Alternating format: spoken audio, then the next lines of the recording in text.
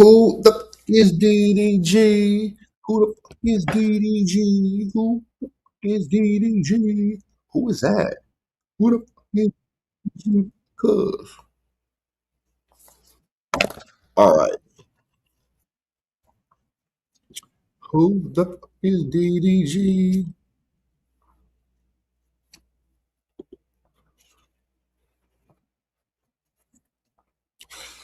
All right, chat. All right, chat. All right, chat.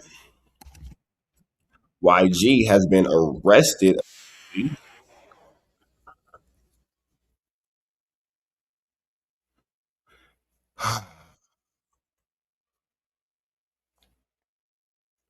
All right.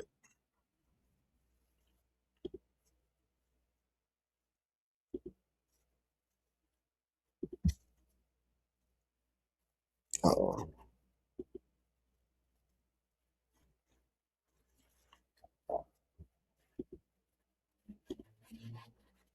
right, y'all. We're gonna break this down like a pound.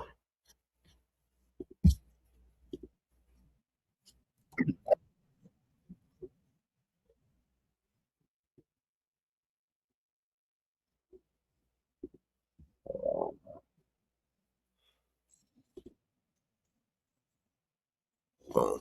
Okay. So, with that all being said, chat. Here we go. Here we go. Here we go.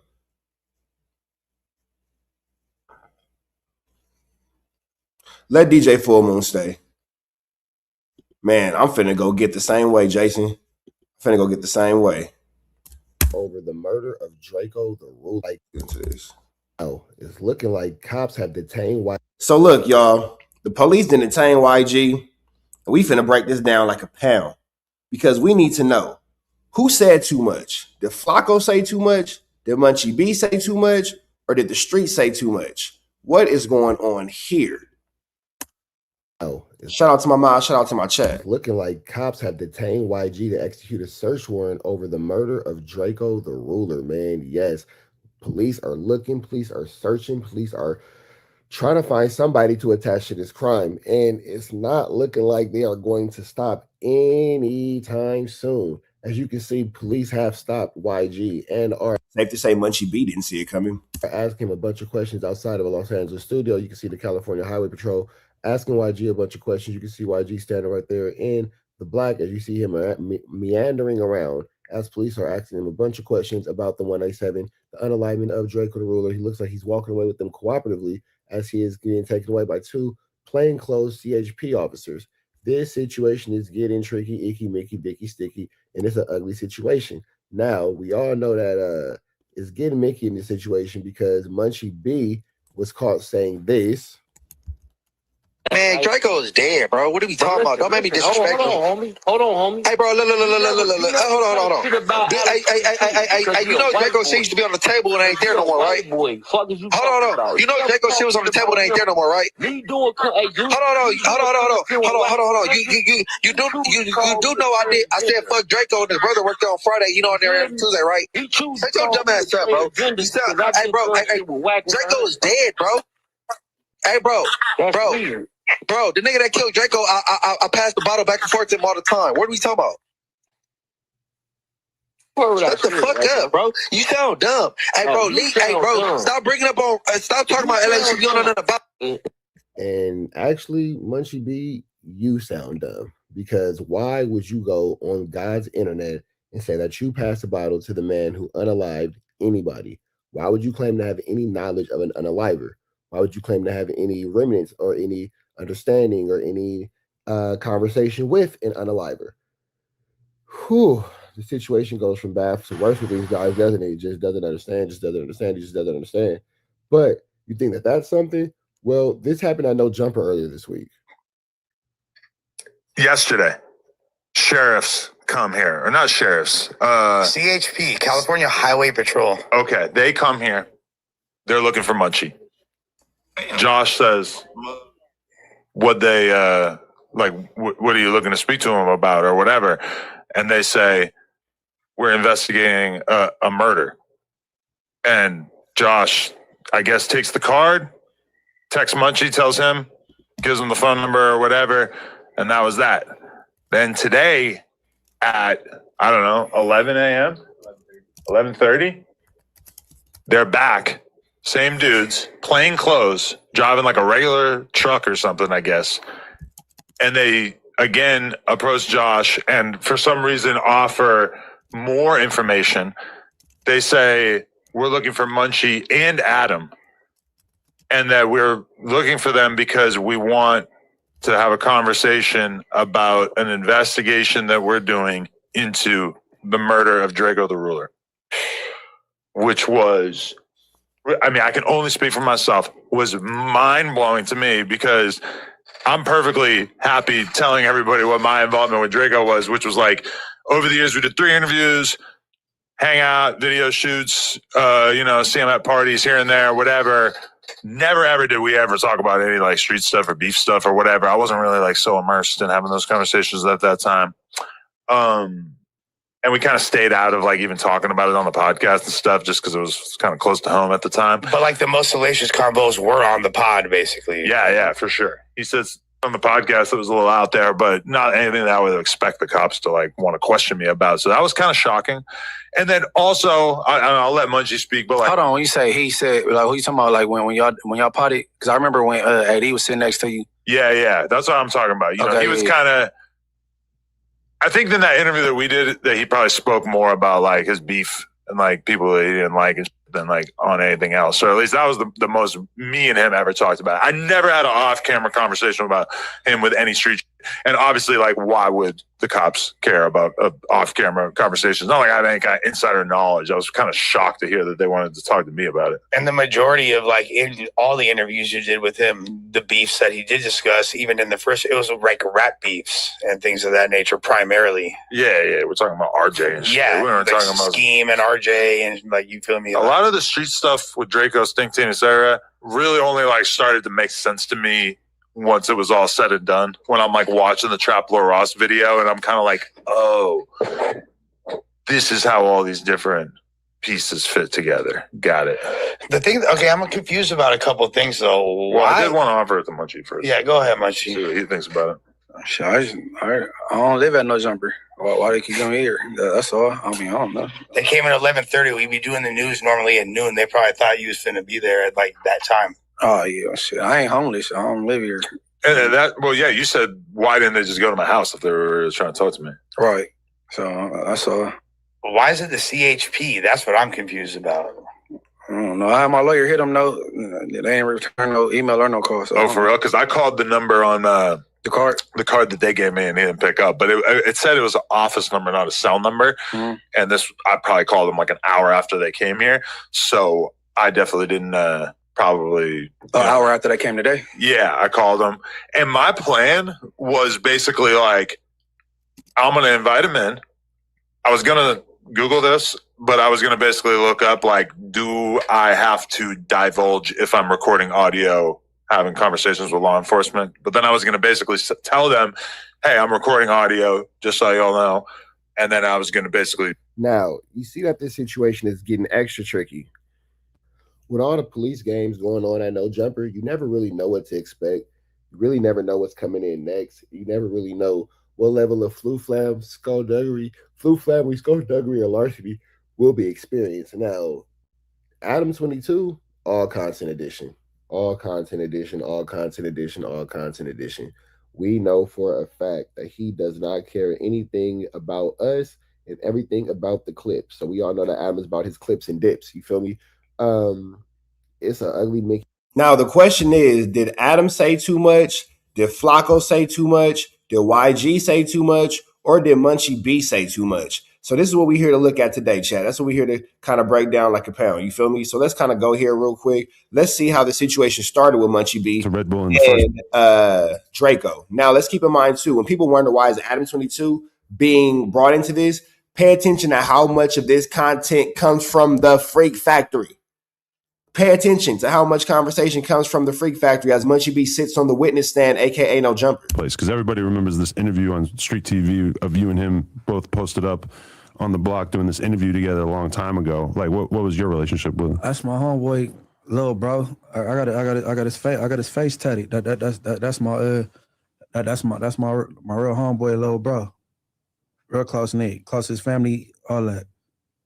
Mm-hmm. Yeah. So, but what you mean, like, as far as what the, like you said, like elaborate off what? I mean, like when I made that video, I was basically telling the story from the perspective of Drakeo and shit. Whereas when you sent me that DM, I kind of thought about what I had said in that video, and it made me realize that I did probably gloss over the relationship or the person who lost their life in that situation. So, like, I mean, I don't know if it's even worthwhile to break down what you know about that situation or what could have taken place between certain parties leading up to that situation. Listen, right? Because like when you look at the situation. Now, it's interesting that you see Flakko and Munchie B at the same table, because we'll see that relationship sours later on. But it's interesting to see how Munchie B is a fan. Look at Flakko asking Munchie B police questions. Look at Flakko asking Munchie B police questions, and look at how unoffended Munchie B is. He's mad at Spody Face in real time now. Keep in mind, this is 2 years ago. So that's how long the feds have been building this situation. The feds have been watching No Jumper, watching Munchie B, watching Flakko, watching Adam for 2 years. Oh, y'all think it's a game? Y'all think I'm playing? Chat, I wouldn't lie to you. You feel me? I'll be fly with you, but I wouldn't lie to you. Chat, I'll get fly with you, but I wouldn't lie to you. Look at this. Look at this, chat. Boom. Boom. 2 years ago. So 2 years ago, Munchie B was a poetic Flakko sympathizer. Come on, bro. Come on, bro. You know what I'm saying? And Munchie B is okay with Flakko asking him police questions about blood business. So let's listen to Munchie B of Blood give Flakko a full breakdown of what's going on in his hood and his beef, despite the fact of saying only Crips do this. Let's get back into this content because I think it's interesting to point these things out. As Point and Shoot would say, what a goof. Certain parties leading up to that situation. Listen, right? Because like when you look at the situation, so how the story was essentially told was Drakeo and them, like they pulled up, and then I think it was Kels and AB and told Drakeo, yo, you know, there's some Inglewood families here. Mm-hmm. And then as they are telling Drakeo that, Red Bull is just walking by and they see him and they open fire and they kill him. So did Red Bull and Drakeo or Kels and AB like were they already into it? Like was their words like exchanged back and forth, or do you feel like this was just some random shit they seen them, you know, they panic and kill them? Is that a police question? Flakko describes the who, kills, the what, an unalivement, the when, at a pool, that night at the pool, at the lingerie party, the where, the lingerie party, the how, with the pow, with the why of they having beef. Now let's see how Munchie B answers the who, what, when, where, whys, and hows of this police question. I don't know nothing about that because I wasn't there, so I don't know. But I ain't never met Drakeo in my life. I don't think the homie did either. Okay? So I don't know. Yeah, because Drakeo he's in the wrong place, the wrong time. So for somebody to So he starts off by giving the correct answer. Let's see how too much talking will make this the wrong answer. be so Because we have 9 more minutes left of this content, so something had to have been said. we're at the wrong place, the wrong time, and come on and make songs like they a mass murderer, that's crazy. Hey, you got out because you was innocent. You didn't do nothing. You know what I mean? That's my thing. Kels and AB, I can't speak for them. You know what I'm saying? I won't. They in jail. They might got pills coming. I don't speak on anything. Well, like, okay, but wasn't Drakeo alleged to have like drove with the getaway car, right? Like would drive off the scene. So if that was why he was being charged. Yeah, right. So essentially his innocence could probably be called into question in terms of his role, right? Because if he was the getaway driver, well, he was found I'm not guilty, right? No, they just dropped the charges the second time around. Oh, sure, I bet. So the charges got dropped. I wasn't there for none of that. No, but if it's true though, like, because when you talk about stuff like that, getaway drivers and all that, even though he resting or whatever, you still got people that's true in the pen, or they probably looking towards the pills or whatever. You know, that's not you, because 2 years later you go on and say that you passed about as the person who did the unalivement, but whatever. You know, the case be over. That should still be. You know what I'm saying? I don't even like talking about stuff like that. Wait the rest, but true. But when you say, yo, Drakeo got out of jail and was talking like. Now, I just want to point out that Munchie B is happily hanging out with a police informant. You said that Poetic Federal, as you like to call him, Poetic Federal, does too much Well, you've sat with him, from my opinion, 3 minutes and 43 seconds too long as he continues to ask you these police-style questions that you're doing a good job of dancing around for now. We do know that kind of fades away. I don't know what happened. 2 years ago, you were so sharp. 2 years ago, you were so sharp, and now you're not. But you're definitely sitting around Poetic Federal. You feel me? Munchie B is definitely Munchie B didn't cap. He full blown told a lie to y'all on his stream yesterday. He got up there and told y'all that he hated Flakko. Look how happy he is to clout chase with Flakko. Look how happy Munchie B is to clout chase with Flakko. What are you talking about? Munchie B loves Flakko.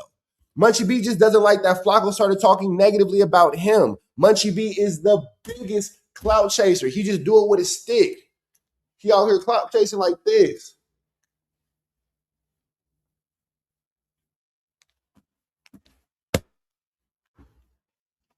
Like Ray Charles touching wrists to see how she looked. Come on, bro. What are we talking about? He was a mass murderer and he had nothing to do with it. Right. But he was allegedly the getaway driver. So if he did get out and essentially he was allegedly the getaway driver. So if he had nothing to do with it. Right. But he was allegedly the getaway driver. So if he did get out and essentially beat the case on a technicality. I've been telling y'all Munchie B was fake, but y'all say that I'm a hater. No. Y'all just need to see Munchie B hate on somebody besides me so you see that it happens. When it's me, y'all don't care. For whatever reason, y'all have an infinity towards Flakko. Your business. It's a lot of Flakko. It's a lot of Flakko to love. But when it's me and I'm saying how Munchie B's mad at Spody Face, we'll get into that. We'll get into the many lies of Munchie B. Don't worry about it, because I'll have a main character moment. It's just not right now. Then can he talk like that? Driving away and getting a getaway driver is two different things. You know what I'm saying? Not true. So, but Yep. You guarantee right. I for sure was letting Munchie B be in his little blind place of peace until he made the mistake of crossing his wrong bridge. Before he did that, he was at a day in LA with me, and that was better than the CNI dog. The way I helped him get in and out that building, it's stairs at a day in LA. He's blind. There are stairs, flights of stairs at a day in LA. He's blind. You were blind, and I led you. Ungrateful. You couldn't see. I was your eyes. Ungrateful. Was a gentleman. Made sure you got in and out cool because you was a guest. Ungrateful. Yeah, I'm live. He didn't do nothing. You know what I mean? So and then because Munchie B got mad because his homie got called out to a fade at a pool party that he didn't want to take, and his other homie got his collarbone broken. Now he mad, and now he behind the scenes trying to mess up my money. But we'll get into that. So he got out of jail, and then he should have let the fact remain. You was blind. And I led you, daredevil. Ungrateful. Got back to rapping about foreign whips, ling bopping, flocking homes, crash, all that like the shit he been rapping about instead of all the other little reckless stuff, because it really don't apply to you because you didn't do nothing. It's true, right? Yeah, because I mean, that was always the question, I guess, from our perspective, is like when Drakeo did get released, was he all of a sudden in a situation that he couldn't get out of in terms of having beef with a whole shitload of people in LA? Or was it a situation where he was intentionally antagonizing the situation and making it so that he wasn't going to be able to... Making the music he made and the posts and the lives and all that, I think that like kind of made stuff worse, though. You know what I mean? Yeah. Is this not talking about an open unalivement? See, he did so well in the beginning, saying that there's nothing to say. Well, now you're talking about how you think things are becoming worse. See how he's inching more and more into hypocrisy? Because that's not the Munchie B you guys heard yesterday that was so upset. Oh my God, Sporty Face was talking about me. Oh my God, Whack called Sporty Face, or Whack had somebody call Sporty Face, and then they had me Sporty Face called, or whatever. You was crying. Wipe your blind eyes, bro. What are you talking about? Whatever you're crying about. Like say you would have kept making the same type of music you was making, it might have not been as amplified. You know what I'm saying? Yeah. Like, because when you go back in time to 2016 or whatever, a part of the narrative about Drakeo was like, oh, it's dope that you got a rapper coming out of LA that's not really like gang affiliated and isn't necessarily rapping about that type of shit. Then you fast forward to 2019, 2020, or whenever it gets released, all of a sudden his content starts getting a little bit different. And the way he would have described it would have been to say, these motherfuckers got problems with me. I tried to squash shit, or I tried to put it to the side and not make that a thing for me, but I wasn't able to. People were dead set on having beef with me no matter what. So he said he didn't really have a choice. Okay, you got D Smoke. He from Inglewood. Mm-hmm. And where he's raised is like my neighborhood. Don't nobody associate him with no kind of gang, nothing, right?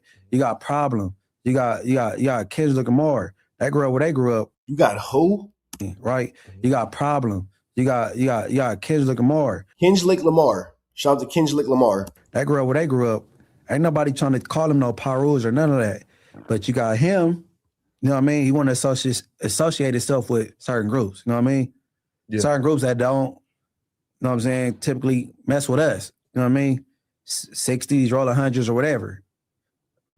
So now Munchie B is giving the game breakdown to why it would be plausible for he himself or one of his constituents to have an issue with Drakeo the Ruler, whose homie is from Honeys, that has unalived one of Munchie B's homies, and now Munchie B is tying Drakeo to the same group of people that unalived his homie. You are going to tell me that Kendrick Lamar approves of this? Not on Kendrick Lamar's internet, we won't. This is turkey nuts. Oh, you know what I mean?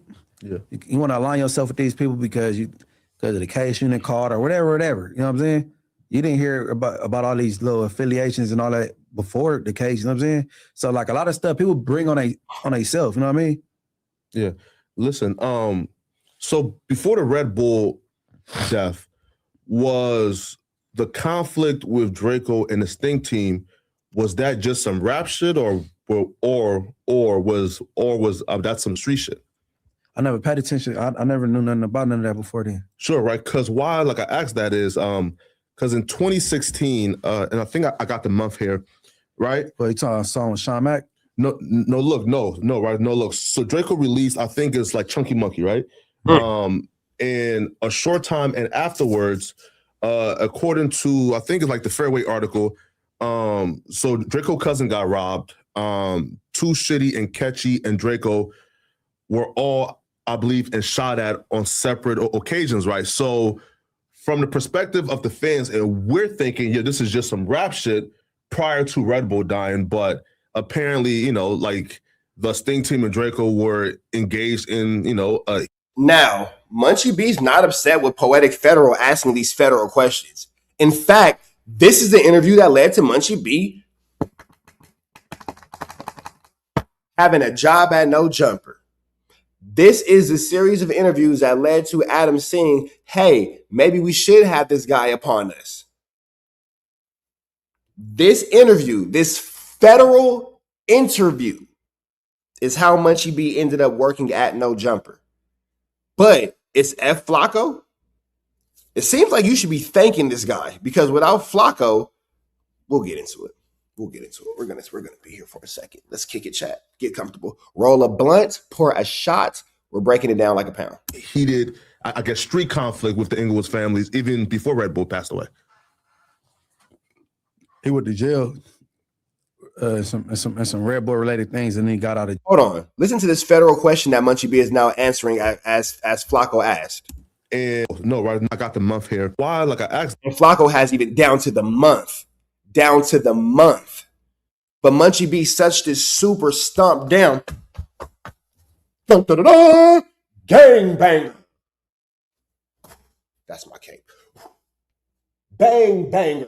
He's a bang banger, bang bimber, because he's a blood. Dun, dun, dun, dun. But why are you sitting here asking these questions? Poor little ting ting. Flakko been setting you up for 2 years. For 2 years. 2 years. Listen to the question. And listen to the answer. I never paid attention. I never knew nothing about none of that before then. Sure, right? Because why, like I asked that is, because in 2016, and I think I got the month here, right? But you talking about a song with Sean Mack? No, right? No, look. So Drakeo released, I think it's like Chunky Monkey, right?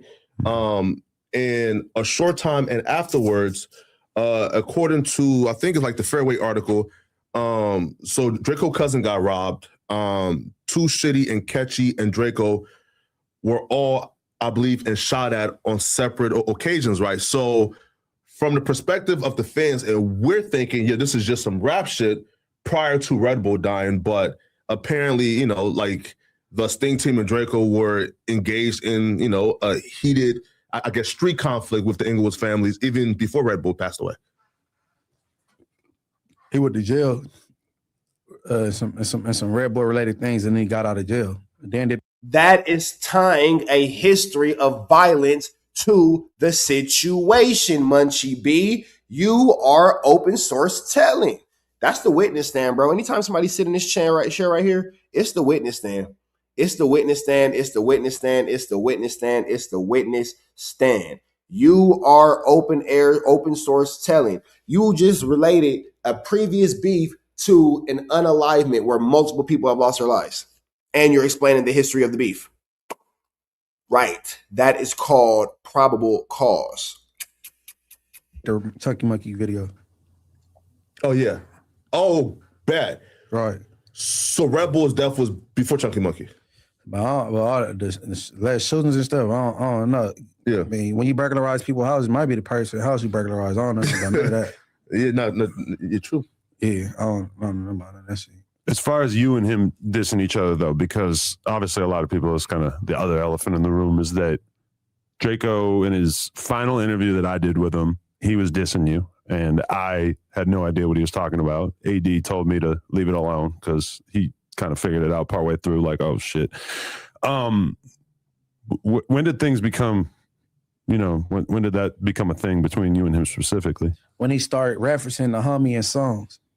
Mm. The homie can't speak back. So I spoke. That's all that was. And then, like, it's a gang of homies from Inglewood. They focus on their careers. You know what I'm saying? They don't want to veer into the rap beef thing, and they take it a little bit more serious than I do. I know how to rap. You know what I mean? But they got real situations and shit. So I'm saying, Lil Deuce ain't trying to diss this dude. Rochi ain't trying to diss this dude. Scheme ain't. You know what I'm saying? Yeah. Not that they scared, so they like, man, you know what I'm saying? So I got it. You know what I mean? And 2016, I remember Ruchi and Drakeo being around each other. It was all good. Right. That's prior to the beef. Yeah. Right. That was cool. I never met the dude Drakeo. I don't know nothing about him. Mm-hmm. I don't know about none of them really. I don't know them dudes. Like, except anybody that's probably thinks that's gangbangers, I know who they is. The rest, I don't know them dudes. Like the pimps and the flockers, I don't know them. Never met them. So how do you feel when you heard about him saying that on the podcast, blatantly taking shots at you? How I felt disrespected. Yeah, what you mean? Yeah, I felt disrespected. And then most rappers they pop out. LA rappers, they at all these little clubs, like these people, they not in a place to be. Them particular groups. So I'm like, and they saying all this on this large platform disrespecting me, but I can't even get my lick back at all. You feel me? It ain't like I'm gonna run into you niggas. Well, you're getting your lick back. You're on No Jumper breaking down the motive.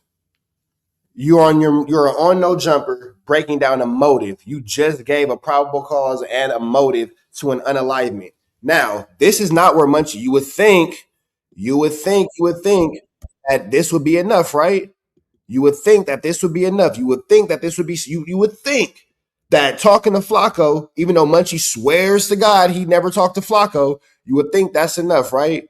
But it gets even deeper because guess what? Munchie B says, because if he on that type of time, Munchie B says, not only does he pass the bottle to who unalive this person, not only does he pass the bottle to unalive this person, oh no, slimy Z3F. You said Munchie barely saying anything. If you were Munchie B's homie and he was barely saying anything about your situation of an open unalivement sitting next to Flakko, would that be enough for you? Would that be cool? You would be cool with this conversation? Let's talk about it. Because you're saying that, oh, well, Munchie B barely saying anything. So if you were the person responsible for these unalivements and your friend got on a podcast, meaning your friend is Munchie B, and he got on a podcast with Flakko and started talking about these things, would you be cool with it? Because right here, if Munchie B says, this is 2 years ago, he's been talking too much. Munchie B says his friend has a necklace made of Ralphie's teeth. So you're saying you have a friend who accosted Ralphie the Plug so bad. We now have a motive. We now have a reason. Accosted Ralphie the Plug so bad he has his teeth. None of my friends collect teeth. I don't hang out with the tooth fairy. I don't hang out with people who do that type of stuff. Shh. If you don't have to put a name on it, it's Flakko's a skip tracer. All I'm saying is, oh, he's trolling? Okay, cool. So you would be cool with your homie saying that about you then. That's cool. I'm glad that you would be okay with that. My homies don't talk that way about me. But let's get into this, though, because Munchie is saying that he knows somebody who accosted Ralphie the Plug so bad, his teeth are gone. As he's sitting here talking to Flakko. Boy, did they set Munchie B up. How has podcasting changed your life? Like, are you in love with this shit? And like, has it really kind of given you a different focus in life? No, I like it. I like it because get some notoriety for something other than the negative things. You know what I mean? Mm-hmm. And then I'm having conversations with people I probably wouldn't have had no conversations with years prior. You know what I mean? Like What's up, man? OG Ron. You know what I'm saying? Shit like that. Kev Mac. He interviewed me. Shit like that. You know what I mean? Shit. No. I like it though. You know what I mean? Yeah, like even with me, like when he was asking me an interview or whatever, it's kind of easy for me to just be like, nah, like I ain't really with him like that. Mhm. But then I kept watching the podcast clips, kind of like, Yeah, he let me sounds see it. you as a person. Let me see that you're actually talented, having these conversations and shit. And that kind of made me see it from another perspective. Whereas, it's kind of easy to just write somebody off on some generic shit. Yeah, because if you're on that type of time, I'm supposed to be on that type of time with people that I ain't effing with. You know what I'm saying? Right. Right. And then if I'm on this platform and then I'm doing what I'm doing, it's like, you know what I'm saying? I'm on this type of time. No, you know what I mean? They ain't. See, how does a conversation about podcasting, which is what you should be talking about, get into a conversation of you talking about somebody's teethis? Ignorant 25-8. You know what I mean? So it's shit like that. For sure. So you got anything planned? What are you guys planning for the show? So To drop my shit, right? To drop my interview, man. man, we gotta first of all, we gotta retrieve it. Like it's a Wait, hold on. What was that? My shit, right? What are you guys planning for the show? To drop my shit, right? To drop my interview, man. Damn. Munchie B, drop your interview with your homie Flakko. Why he wasn't federal Flakko then? He wasn't already doing too much in the streets telling it. He wasn't federal Flakko. Damn. He wasn't federal Flakko then? man, we gotta first of all, we gotta retrieve it. Like it's a like I ain't the tech guy, I don't know all that shit, but if something went wrong with and like it could be saved or something like that. You know what I'm saying? So, The audio's out though. Where? The audio's been out. man, Where? Apple On Podcasts, Apple Podcasts. Spotify, iHeart is all there because Mr. Bully, he think he bullied the program and then it didn't come out. You hear me? So like, listen. He think he got I the came best. through. He got the best of Alex in a debate, Yeah, and then he bullied the program. Look how happy Munchie is to be sitting with Flakko. Look at that smile. Look at how happy he is. Munchie B was so happy to be Flakko's friend. Bro, Flakko's the reason you even have He it. think he bullied the program, and then it didn't come out. You hear me? So like, listen. He think he I got the came best. through. He got the best of Alex in a Look at that smile. He's happy. About it. I can tell you all about it. Huge waste of time. Huge waste of a night. Huge waste of everything. Happy. That boy happy to be sitting next to Flakko. Happy. Munchie B would be cool with Flakko to this day if Flakko never crossed him. To this day. He's showing teeth. He is happy. Now, let's be 100% true. Flakko had all these cases where Munchie B was sitting here cheesing. Munchie B. Flakko had all the cases that you're talking about, all the issues that you're talking about. Mind you, Munchie B's now trying to expose Flakko for what he did in 2022. This is 2 years ago. Let me show y'all. This is 2 years ago. It's 2026, so this is 2024. You're talking about what Flakko did in 2020, excuse me. So you knew about it then. All these allegations that Flakko has, all these he's this and he's that, the David Jala, blah, blah. We've been saying this about Flakko. And you sat up here and you was ha he with him showing teeth. Look at you. You was excited. debate, and then he bullied the program and it didn't come out. No, it's out. It's definitely out. The audio's out. Oh, Be shit. careful. So happy he hitting his head. He's so happy he bumping his head. He's so happy. He's ecstatic. No, it's out. It's definitely out. The audio's out. He's so happy he's bumping his head. Now you hate Flakko. Come on, bro. Don't believe these guys, bro. You only like Flakko because Flakko didn't give you what you wanted. You're a spoiled kid. You only don't like Flakko because Flakko didn't give you what you wanted. out. Oh, We'll be shit. careful. It's your fault. But we're gonna try to drop some merch. Can I say it? Book? Oh, a book. Flakko had a notepad full of questions, and nobody batted an eyebrow. For sure. I'm really good at writing. Okay, is it Alex like calling the shots and basically like forcing the podcast to happen, or are you guys motivated on your own at this point to be like, nah, we're gonna come up with our own topics and find the guests? We do come up with our own topics. All the guests, we came through with the guests on our own. You know what I mean? Through like relationships, already got and then topics. You know what I'm saying? Current events, hot topics, or whatever, just whatever's on our mind or whatever. You know what I mean? You know what I mean? Everybody we came through, and then there's a lot more guests we got coming up. You know what I'm saying? He's just been changing some stuff around in there, so that's why we haven't had guests. But other than that, we be at it every week like y'all. Hell yeah. Nah. But even if you don't see the visuals on YouTube, it's Apple Podcast, Spotify, iHeart on the digital garbs. You know what I'm saying? We're trying to get more videos. Like Speaking of a funny name, when was the last time like you've seen or even like heard from like Money Monk? Huh? You don't know who Money Monk is? Oh, he in jail, bro. Oh, damn. Okay. He in jail. He said he apologized for all that bullshit he was doing. Yeah, because he violated with the song. Yeah, no, the song is trash. If a song weak, it can't get you mad though. You know what I mean? When it shit be hard, like you know what I mean? Yeah, like you know how Drake dropped that back to back. He got a Grammy for that. Yeah. Females is dancing and twerking to that. I'll be mad if somebody was twerking to a diss song about me. Yeah. Like, don't be in a club shaking your ass and any disrespecting me. What's the best song that disses either you or your hood that you kind of couldn't help but enjoy? It ain't a rapper. It's probably some banging on wax stuff from back in the day. Go way back, yeah. Yeah, it ain't no mainstream. No wax tape. How should be No, those is real gaming. Yeah, it's called Why We Bang.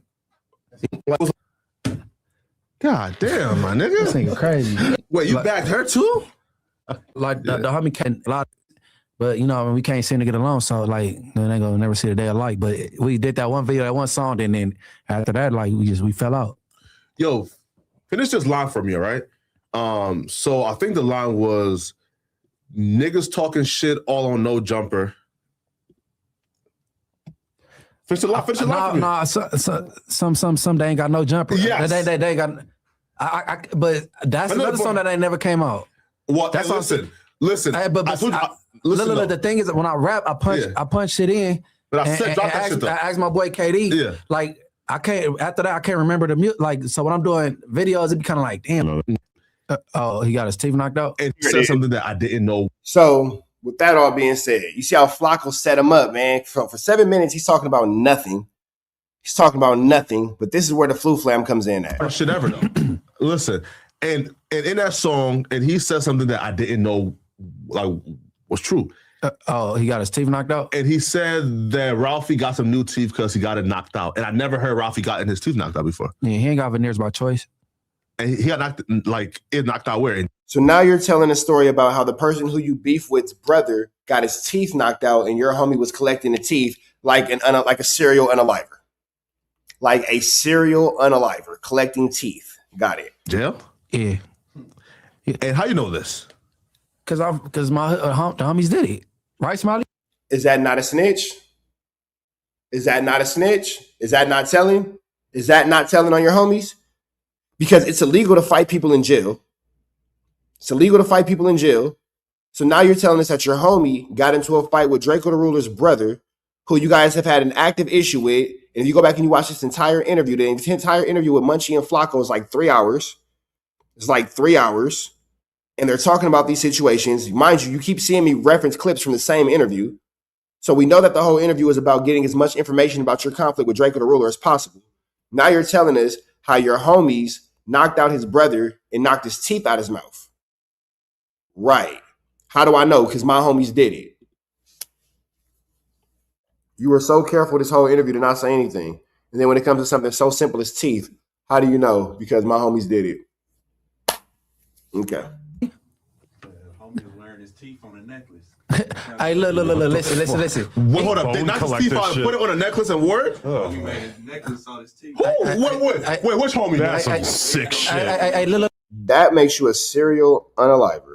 I don't believe it until we know the homie who did it, man. You're gonna wear it? He's still locked up anyway. But he's still locked up anyway. But really?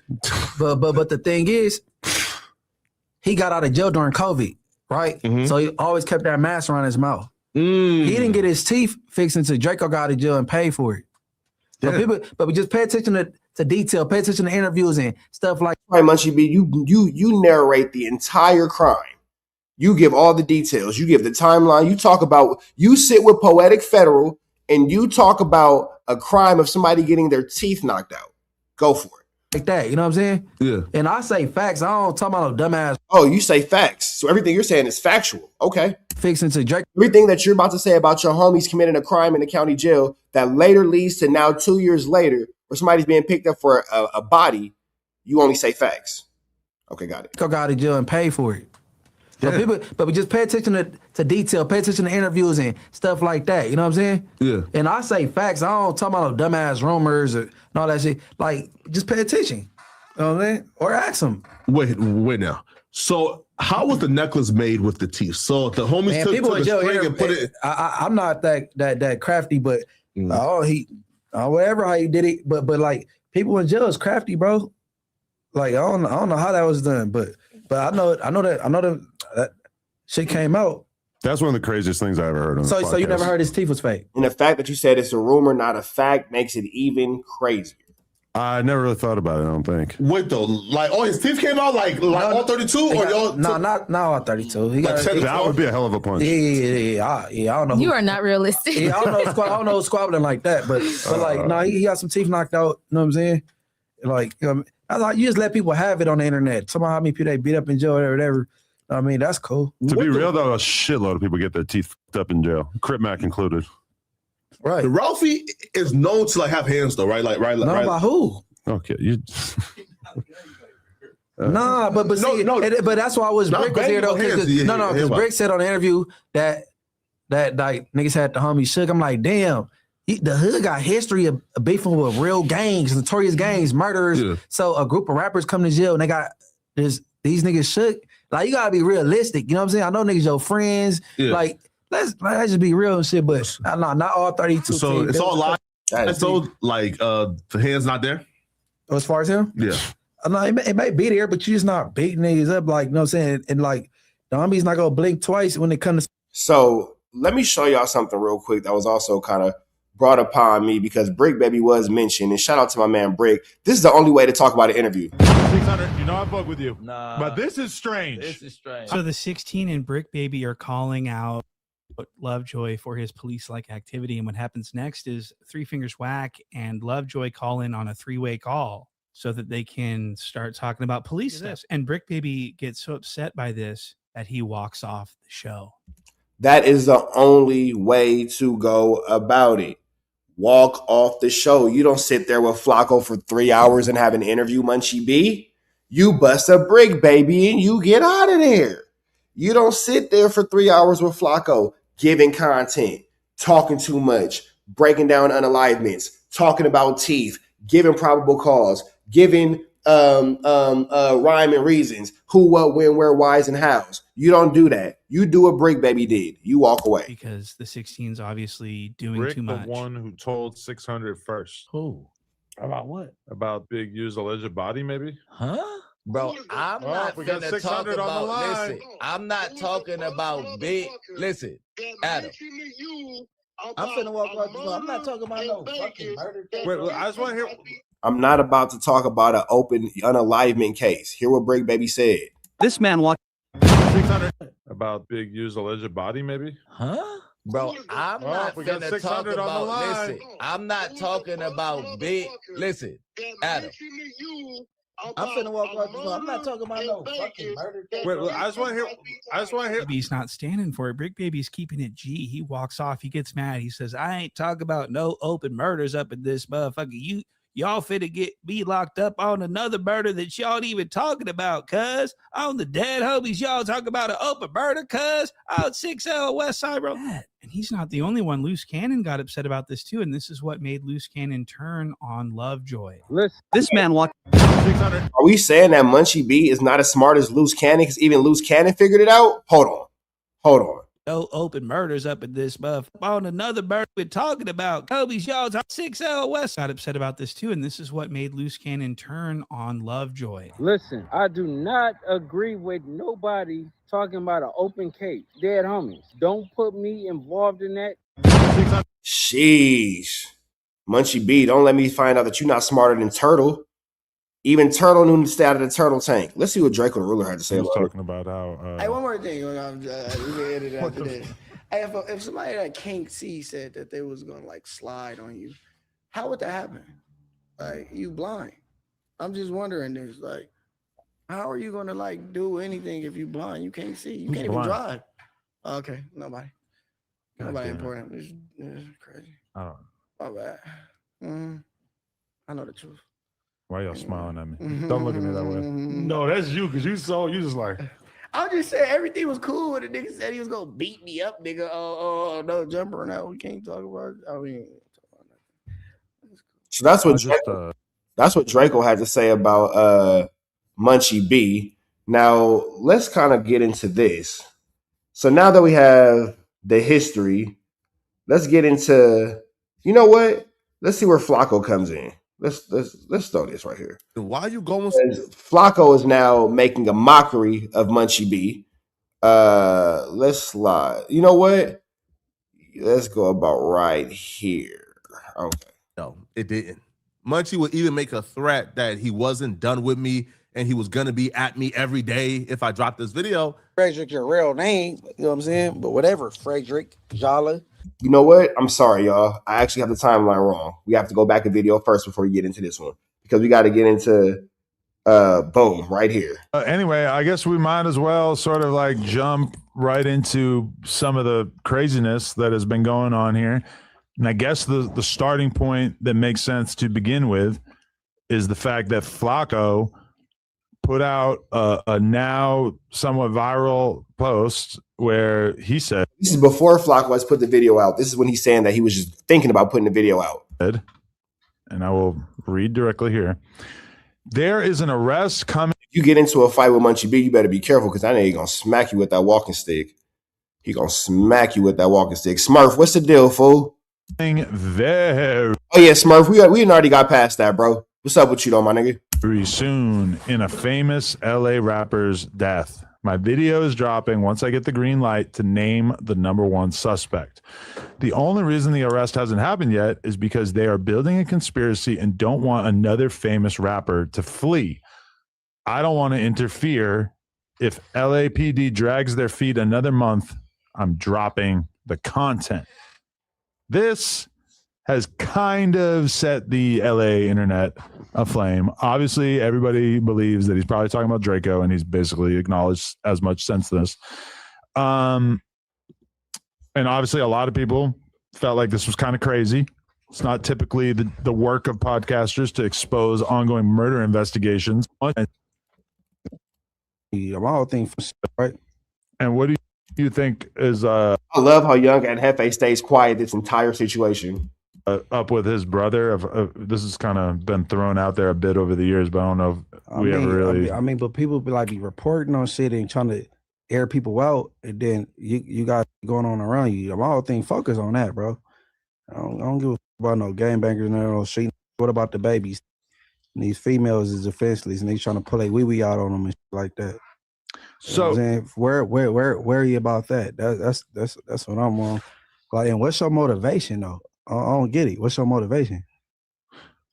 Yeah, I mean, I don't know if he would say that his motivation is to create engaging content that people are going to want to watch, or if he would say that he feels like his motivation is that he just wants to help solve a murder. I mean, he's previously said that he's like really into the idea of helping put gang members away in prison, right? So I guess that would kind of make sense if that was his goal here. Okay, so mind you, Munchie B only got mad at Flakko when this situation came up. We just watched the whole clip of Munchie B talking to Flakko about this whole situation. Now you don't like how Flacco's presenting it. Now you're mad. Now you're mad. We just watched the whole video of Munchie B trying to feel his way around life to see what Flakko was talking about. Now you mad. Come on, bro. So, Munchie, when I first saw you and Flacco interact. See, Smurf, I'm not saying that Feather Muggers ain't talking. I'm not saying that at all. But Smurf, I want you to pay attention to this video, how quiet Spody Face is and how quiet Young and Hefe is. Sometimes the best thing to say is nothing. Like you guys were kind of getting into it. I feel like y'all had beefed it on Clubhouse or something like that, right? Before they ever came around? Yeah. No. You had gotten into it with them or like had a disagreement with them in some capacity, No. you know? No, because Flacco kind of takes credit for Munchie even being on this podcast in the first place. He is, but I thought this is my understanding. When we first met, we didn't get into it at all. Okay, so when we first met, being on this podcast in the first place. He is. Flacco kind of takes credit for Munchie even being on this podcast in the first place. In Munchie's first interview, which is what we saw, is him talking about Drakeo and his situation. He is, but I thought this is my understanding. When we first met, we didn't get into it at all. Okay, so what I had thought was that you guys had like some kind of disagreement. Y'all wound up chopping it up, and he's like, "I got to interview on the platform. You hella cool." He brought you over. That's not accurate at all? No. Okay, so he brought you over. He interviewed you. This was cool. And then at what point was there this contentious energy? When did you start having like beef with each other or feelings of my boy? No, I ain't never been on beef, but I wasn't liking his takes, and it seemed like he was a lot of it was shock jock shit. So I avoided him. Like that ain't really how you feel because you don't got nothing to get. So I really didn't have no problem with him. It was just shock jock stuff. This is not really how you feel. It's gangbangers because you really you into villains. You want to interview people that's supposed to did this to people, this and this to people. I was the villain. I'm a little easier on the eyes to the internet now. I was the villain. They break putting kill squad in the streets and hanging around Long Beach Crips and shit. So you really don't feel that way. You just don't see how when it comes to a situation that has nothing to do with anybody else, now you're throwing Brick Baby in there. Well, Brick Baby was doing this. What you talking about Brick Baby for? Why is Brick Baby a subject of conversation? We talking about your situation. Why are you inching Brick Baby, who at that time and at this time was in the federal penitentiary? Why you even bringing up kills? That's crazy. Shock jock shit, but then they start getting annoying. Okay, now he doing the police work with this weird shit. Talking about if they drag their feet for another month and all that little weird shit. And it ain't just him, bro. Anybody that do the weird shit. Like I had a problem with Wack doing it with the big U shit. No, you didn't. When it came to Big U and Loose Cannon, you had all the jokes, but that's not what this video is about. Like shout out to Young and Hefe eating them Dave the Sunflower Seeds, though. Somebody get that man an endorsement. I didn't even like that the ATM Richie was playing with the P4 thing. Oh, I was on the phone like that. Why people playing with real life situations? I don't know. For content sake, because you're not an anchor on Channel 5 or nothing like that.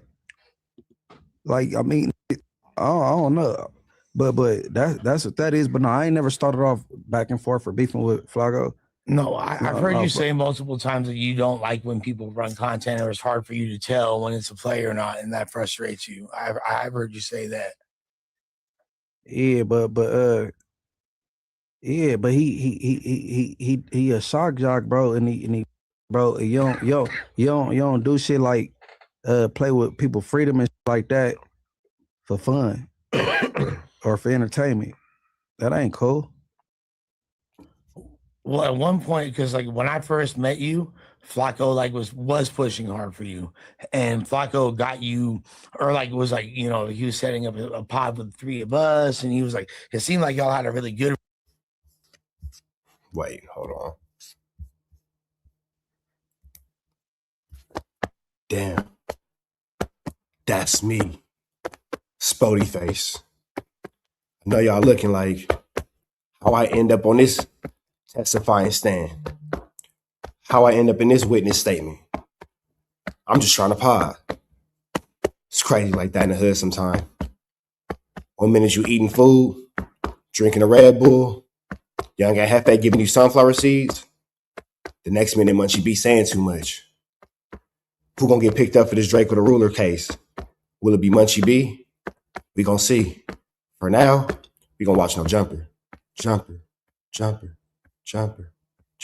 It was like, you know, he was setting up a pod with the three of us, and he was like, it seemed like y'all had a really good relationship. No, but yeah. So like, when did that kind of switch? I just told you.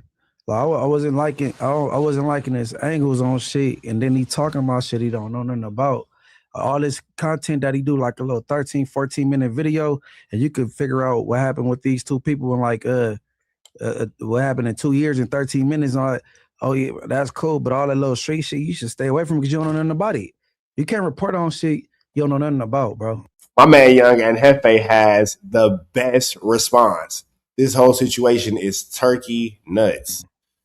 But okay, that's the job of a YouTuber, right? Like if we're holding everybody to that standard, Spotify, you and Ant all make videos in which you basically attempt to take that's going on in the culture between members, rappers, etc., and you like explain the story and then offer your opinion, right? So how is that different from what he's doing? No, it's just a difference from you putting some content together or exposing something and then reacting to something.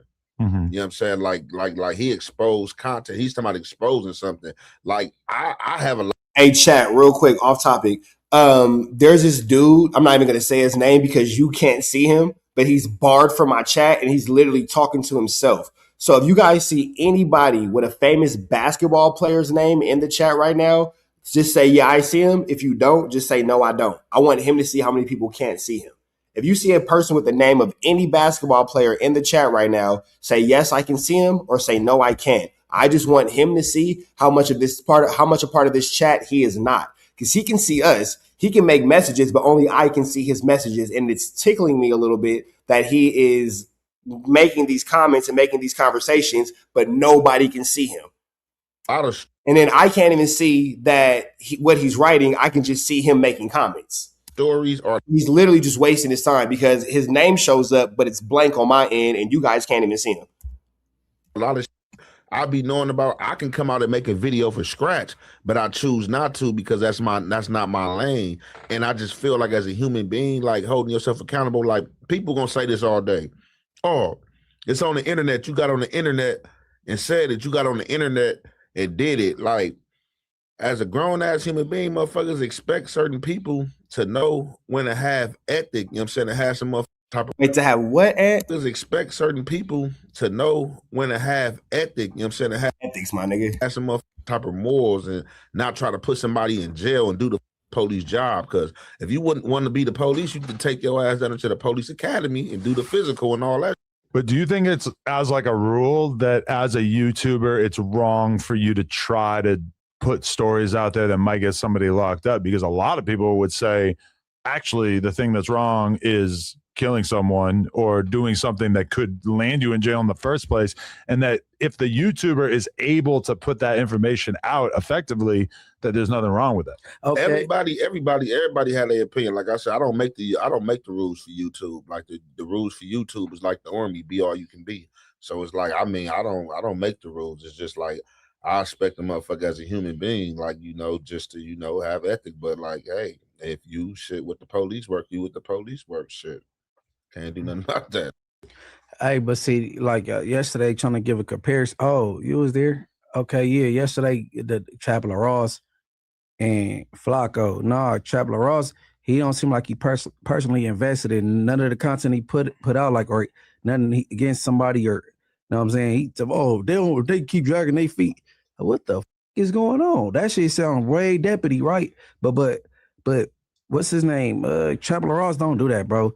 I read across shit. He got a frozen screen. He analyzing. He do that with all the little shit. You know what I'm saying? He ain't talking about he in contact with the police and he don't want to interfere with their investigation. I'm like, what the is he talking about? And I'm telling you, bro, and that's bad for business, bro, because most of these rappers are wannabe street people or street people. And like, damn, they probably don't want to come for an interview because this fat talking all this deputy shit. But what did Flakko say? Deputy wise, that he didn't say to Munchie B in that interview. You feel me? I'm just saying.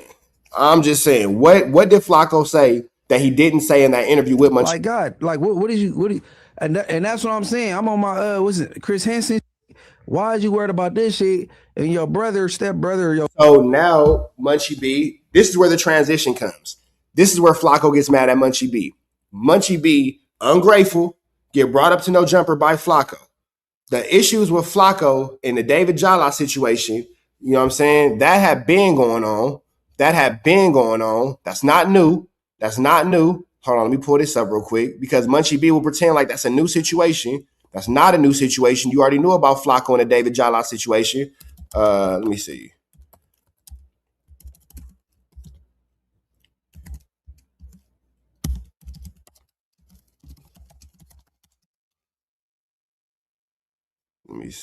Boom.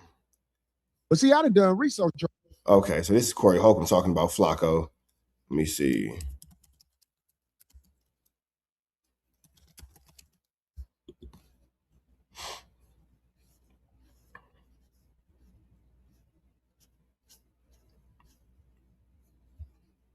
A year ago, 3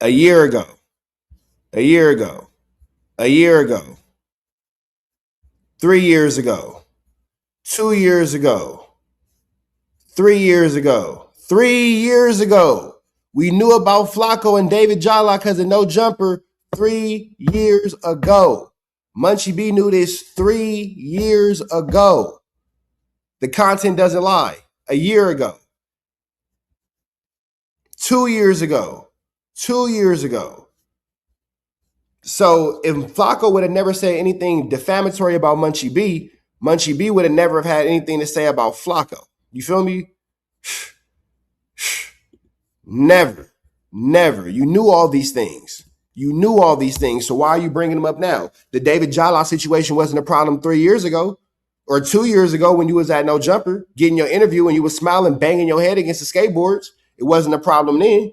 So why is it a problem now? It's the same type of content. Chat, am I tripping?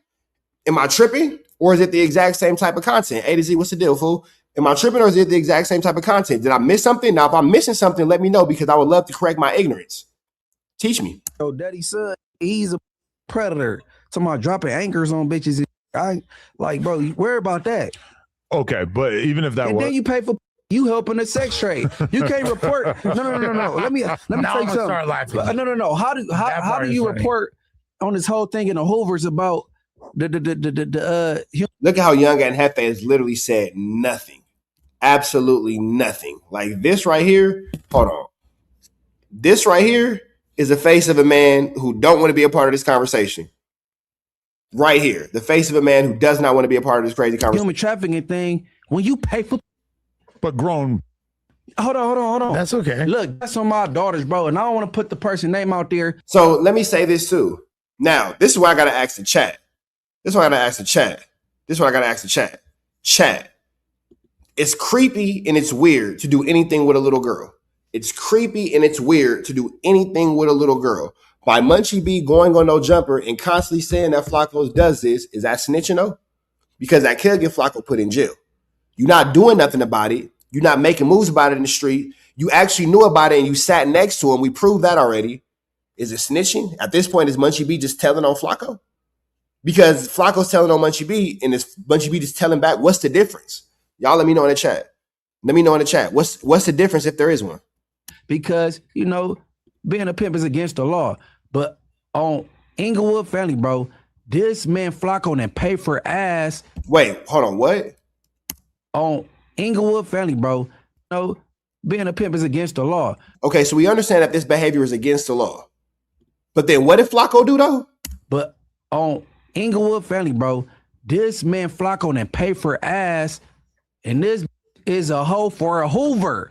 I don't know. So being a yimp is illegal, but Flakko on Inglewood Families, let you tell it, on your gang, bought girl body parts from a dude from Hoover. So you're telling on Flakko, you're telling on a girl, and you're telling on the Hoovers?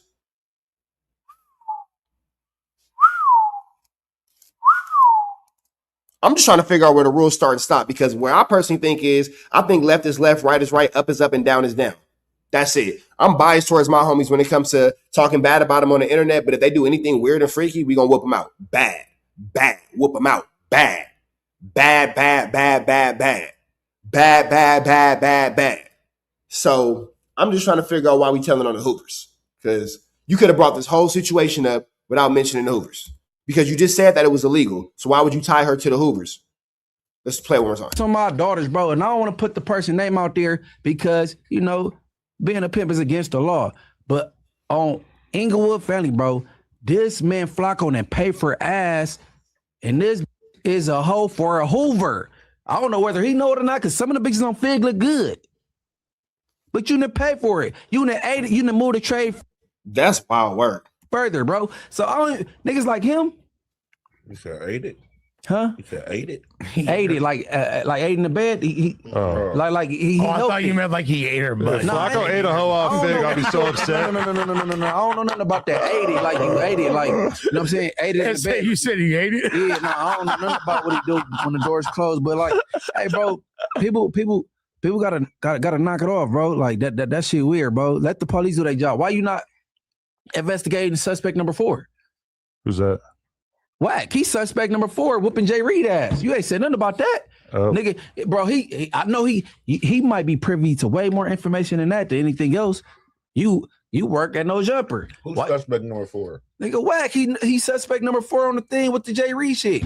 Why you ain't investigating suspect number 4 and all that shit? Nigga. Well, he only has so much bandwidth. He can't investigate every crime. But he skipped that one. I mean, this shit, what Jay Reed Addy like 10 months old now. Why you skip over that? I thought they charged Loose Cannon and like the other 2 dudes. I thought Loose Cannon just lied on his brother recently and said his brother was the one that did that. Yeah, I'm not aware of That's any charges against Whack for the Loose Cannon thing. He didn't touch the guy. It's on paper. I haven't seen that yet. He's suspect number 4, bro. Damn, I'm surprised you ain't seen it. I am being sued for this beating, but as far as I know, Whack doesn't have any involvement in it. Oh, God in heaven, he's suspect number 4 on paper. So why I'm just saying, Whack, right? Why you ain't investigating that? Right. Okay, now we got Jay Reed. Why you ain't investigating that? So, okay, Munchie, do you feel like at this point Flakko is... Nigga, he was acting like he wanted to eat Ash Bear's ass. Bro, do you know that from Paru? But then see, here go the thing too. Is investigating a Jay Reed situation not snitching? If we letting the police do their job, why did you sit with Flakko for 2 hours in an interview? If you letting the police do their job, why is Flakko even talking about the Jay Reed situation? Why is Flakko even talking? Because that's going against Bloods. That's putting Bloods in jail, ain't it? That's getting Bloods locked up, ain't it? All right. You don't dislike gangbangers that much, do you? I don't know. I don't know. He's ready to eat her ass. Yeah. No, the way I was told, if anybody wants to sit here and talk about somebody dealing with children, you don't deal with them. So you want to say anybody that's with a minor he told on, you try your best to make Munchie out to be a snitch. That's not snitching, homeboy. Munchie be sat with this dude knowing that he had the charges. Munchie be sat with Flakko knowing that he had these charges. Munchie be sat and did interviews and was kicking it, was cool with Flakko knowing he had these charges. Now you want to tell him. That's actually what my problem is. So I get it. Zariah, you see, Zariah is a female's name, so we're not gonna call you out your name. We're gonna be respectful because Zariah is a female name. But Zariah, you think that it's cool for Munchie B to sit with Flakko, knowing that he had all these charges, and then when Flakko makes a comment about him he doesn't like, is the only time he decides that he wants to speak up and say something? Because we just played a clip from 2 years ago when Flakko had already been exposed to these charges 4 years ago, 3 to 4 years ago, and Munchie B was cool with him. So you explain to me why it's okay to sit with somebody who has these types of charges, and then when you're mad at him, then say, oh no, you shouldn't be doing it. You're this, you're that. But he was this and he was that when you sat down with him, and you know he was. Even to the point where you knew that Adam 22 had weird charges on him because you called Adam 22 a PDF file, and then you sat down with him. So I'm just trying to figure out where it starts and stops. Let's continue on with this, though. Hold on. What was I looking for? Let's go back to this. Why are you going so hard trying to get me not to drop this video? Once that didn't work, another blood from Inglewood called Frosty the Snowman, who in my opinion was put up to this by Munchie B, called Adam 22 and began to threaten Adam 22 that if I drop this video exposing Drakeo the Ruler's killer, that they're gonna treat it as if No Jumper dropped it. This is just age-old LA tactics. It's kind of content we're gonna it's going to get treated like No Jumper's the ones dropping that content. Definitely. Which he's right. On one hand, I think Flakko's totally within his right to expose whatever the fuck he wants to say about an ongoing investigation. Because I mean, it's not any different than what happens in the real media world, where the New York Times, if they find out that there's an investigation going on into a alleged crime that Donald Trump committed, they are going to publish an article. We've been dealing with LA bullies our entire life. The reason why we've been dealing with LA bullies our entire life, nigga. You're from Liberia by way of Philadelphia, like New Hampshire. We talking about. Contacted Adam when them comment at my family and me didn't do anything is because they think, well, Flakko is associated with No Jumper. So if Adam, can get scared, then maybe Adam will scare Flakko into not doing it. Or if Adam tells Flakko, hey, man, if you drop it, your job is at risk, bro. Just, again, LA bully tactics that didn't work, right? Because Adam isn't terrified, isn't scared. Nobody is scared of gangbangers anymore, blood. That's a fact. All right, gangbangers don't scare nobody. So, of course, none of it works. But I'm confused as to why Munchie B is going this hard because I'm in gang members' business. When Munchie B has kept me in gang members' business for as long as I known him. Somebody go ask Munchie B how me. Now, when it comes down to it, we did see. Now, I don't know if this is true. God bless Rosemo, so I'm not sure what Munchie B did or didn't tell Flakko about that. But what I do know is we just sat there and watched Munchie B give Flakko a whole dissertation about his conversation with about his issue with Drakeo the Ruler, for sure. That led to what's now everybody being picked up by this, 1-2 step like Sierra. A civilian from North Dakota knows who shot and killed Rosemo in Inglewood. Go ask him. Just so the streets don't think I'm bluffing, I'm going to give the streets a hint of safe, something right now that only the streets would know that I know. That's the hint. Now, I would never reveal this. The fact that this man has middies, man-yiddles, it's crazy. Information. But if Munchie B have kept me in the streets business for a long time, why is he all of a sudden mad that I'm doing street content? Is it because he's intimately involved with Drakeo the Ruler's death? See, I asked Munchie B this on the No Jumper show. Again, from my perspective, if Munchie is saying he has nothing to do with that, then why Munchie be so invested that he's willing to diss me and go out the way to cause this much trouble?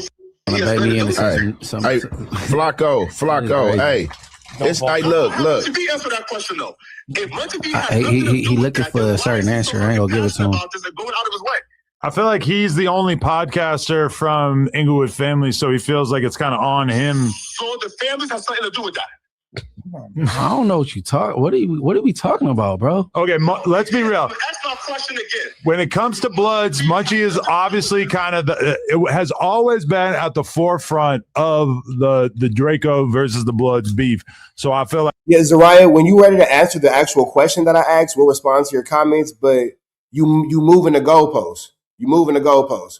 My question was, is it okay for Flakko to sit with Munchie B and knowingly, is it okay for Flakko to sit with Munchie B and Munchie B knowingly is sitting with a person who has all these crazy charges? You talking about they all foul, but Flakko needs to be exposed. We're not talking about that. We've already passed that. You missed that part of the live. So I get that you just came in, but we're already past that. We've already talked about that. What we're talking about now is, are you saying that it was acceptable for Munchie B to sit with Flakko knowing he had those charges? That's it and that's all. Because all the charges that Munchie B is saying, oh, you want to make Munchie B look bad, Munchie B's making himself look bad by sitting down with a person who he knew had all these freaky charges. You sat down with him. You even let him get you a job. You were so happy sitting next to this man, you banged your head on the wall. Munchie B was so happy sitting next to Flakko, he's smacked his head against the wall. After No Jumper podcast, almost knocked the skateboard off the wall. You knew he had them charges in. So why are you bringing it up now? Does that not make you even fouler? That's all I'm saying. I guess it's not really that. That's the question that I'm asking. All the dancing around it, all the, but he fouled, but, that's not what we're talking about. Munchie knew Flakko was messing with minors, and he stayed down. He used Flakko for a reference. Munchie knew this. Now Munchie B is mad. Flakko's already been exposed to this. That's why we knew it happened 4 years ago. Munchie B sat with Flakko 2 years ago. Here we are present day, he's upset. So Flakko's been exposed to this. Y'all just didn't care when I said it. I've been saying it for a long time. I even made a music video about it. Y'all want to see the song? I've made a whole song about it. Y'all didn't care. That's all I'm saying. I'm not saying that Flakko's cool, but I am saying that Munchie B said on Bloods, his homie knocked off Ralphie the Plug's teeth and have him collected like a serial tooth fairy unaliver. That's telling. That's telling. He said that he passed a bottle to who unalived Drakeo the Ruler. That's telling. He gave a full breakdown of why his homies accosted Ralphie the Plug after Ralphie and Draco's homie unalived they homie, and that was the case. That's telling. I'm just trying to figure it out. I'm just trying to figure it out. Because y'all be so quick to defend these niggas with no accountability, but they get on YouTube and then they be telling. And I'll just be like, don't do that. Don't continue to do that. You feel me? Niggas getting, look, A to Z. Niggas get on content. Niggas get on Adam 22 and start telling they soul. And do. Like, don't do that. It's surprising that Munchie ends up speaking on behalf of the. Even deeper than this, why did Munchie B decide to speak on behalf of the Bloods over a situation he don't have anything to do with? And did. Why did you get on no jumper to speak on behalf of the Bloods over a case that you don't have anything to do with? Why? That's talking too much. Nigga, they say you have the right to remain silent. Anything you say can and will be used against you. Don't talk. Don't. Other side of that, right? I think like the Munchie B has said he has nothing to do with that. The Bloods had nothing to do with that. Family had nothing to do with that. So again, if Munchie B and Inglewood families had nothing to do with that, then why is Munchie B so passionate about this and is causing this much trouble and dissing me over a potential video that don't even exist yet? What was I trying to do, Munchie? Well, now we know that this nigga right here is wrong as 2 left feet on a prostitute in the middle of a church walking in a circle before she go bust a trick right before the doors of the church open. Hear what I said.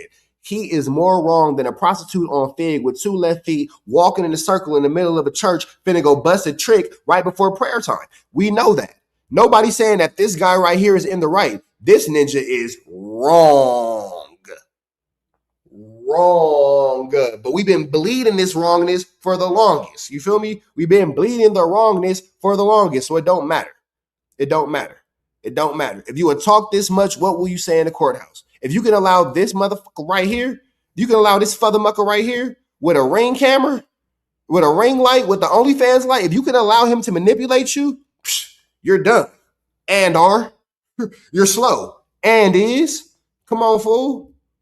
Niggas want to sit here and talk about how they so much smarter than Flakko, and then get up here and get outsmarted by Flakko. What are we talking about? Munchie B don't want to give the world an answer as to why he's so upset I'm doing this video.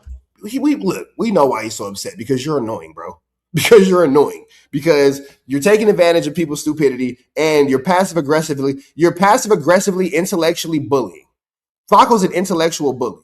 You feel me?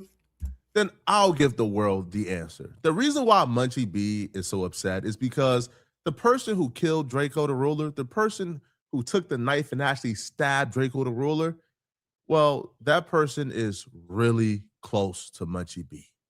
But of course, I'm not saying anything new because Munchie B slipped up and said on Clubhouse that he passed a bottle to Drakeo the Ruler's killer almost every day. No, man, Drakeo is dead, bro. What are we talking about? Don't make me disrespect him. Hold on, homie. Hey, bro, look. Hold on. Hey, you know Drakeo shit used to be on the table and ain't there no more, right? Hold on. You know Drakeo shit was on the table and ain't there no more. Hey, Zariah, I'm going to leave you alone after this, but this is the last thing I'm going to say. Bro, they all foul, but Flakko needs to be exposed. But you do have a point. If you know messing with minors, and yeah, Munchie is foul, blah, blah. Okay, cool. We have that. How you going to blame Flakko for Munchie saying this? Come on. Almost every day. No, man, Drakeo is dead, bro. What are we talking about? Don't make me disrespect him. Hold on, homie. Hey, bro, look. Hold on. Hey, you know Drakeo shit used to be on the table and ain't there no more, right? Hold on. You know Drakeo shit was on the table and ain't there no more, right? Hold on. You do know I said Drakeo and his brother worked there on Friday. You know, on there every Tuesday, right? Shut your dumb ass up, bro.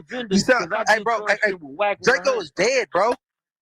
Hey, bro, the nigga that killed Drakeo, I passed the bottle back and forth to him all the time. What are we talking about? Bro, Drakeo is dead, bro. Draco is dead, bro. Why are you talking about that nigga? Hey, bro, you heard what I just said, right? Draco put 50 on a blind nigga and he's dead. Why are you talking about him? Draco the Ruler ain't never dead. Is long live the ruler forever. But I'm glad you said that because it's time to expose which one of Munchie B's friends who killed Draco the Ruler that he passes the bottle to every day. And I'm also glad, Munchie, that you contact. So I'm not gonna get into this because Flakko's finna tell a lie on somebody, so we're gonna get up out of here for that one. But it's actually not hearsay; it's an admission of guilt. Saying I passed the hearsay is when I say I heard I don't even know how to say it. You heard network, blurred your heard network. Hearsay, if I'm saying, hey, I heard blurred your heard say blah, blah, blah, blah, blah. That's hearsay. When I'm saying what a third party said. What Munchie B did was an admission of guilt. I is an I statement. I pass the bottle to this person. I do this. I do that. You feel me? I do this. I do that. Local T, because you're not blocked. So stop complaining. You're not blocked. So shut up. You're not even blocked. Everybody can see you. You're complaining for nothing. Shut up. That's when you say I. That's when it hit different. That's when it hit different. It's the I. It's the I. So you talking about what you heard? That's different. What you said? That's different. Nigga come in the chat. Why are you blocking me? I'm like, we can see you. Shut up. Crying. Shut the hell up. Let me see.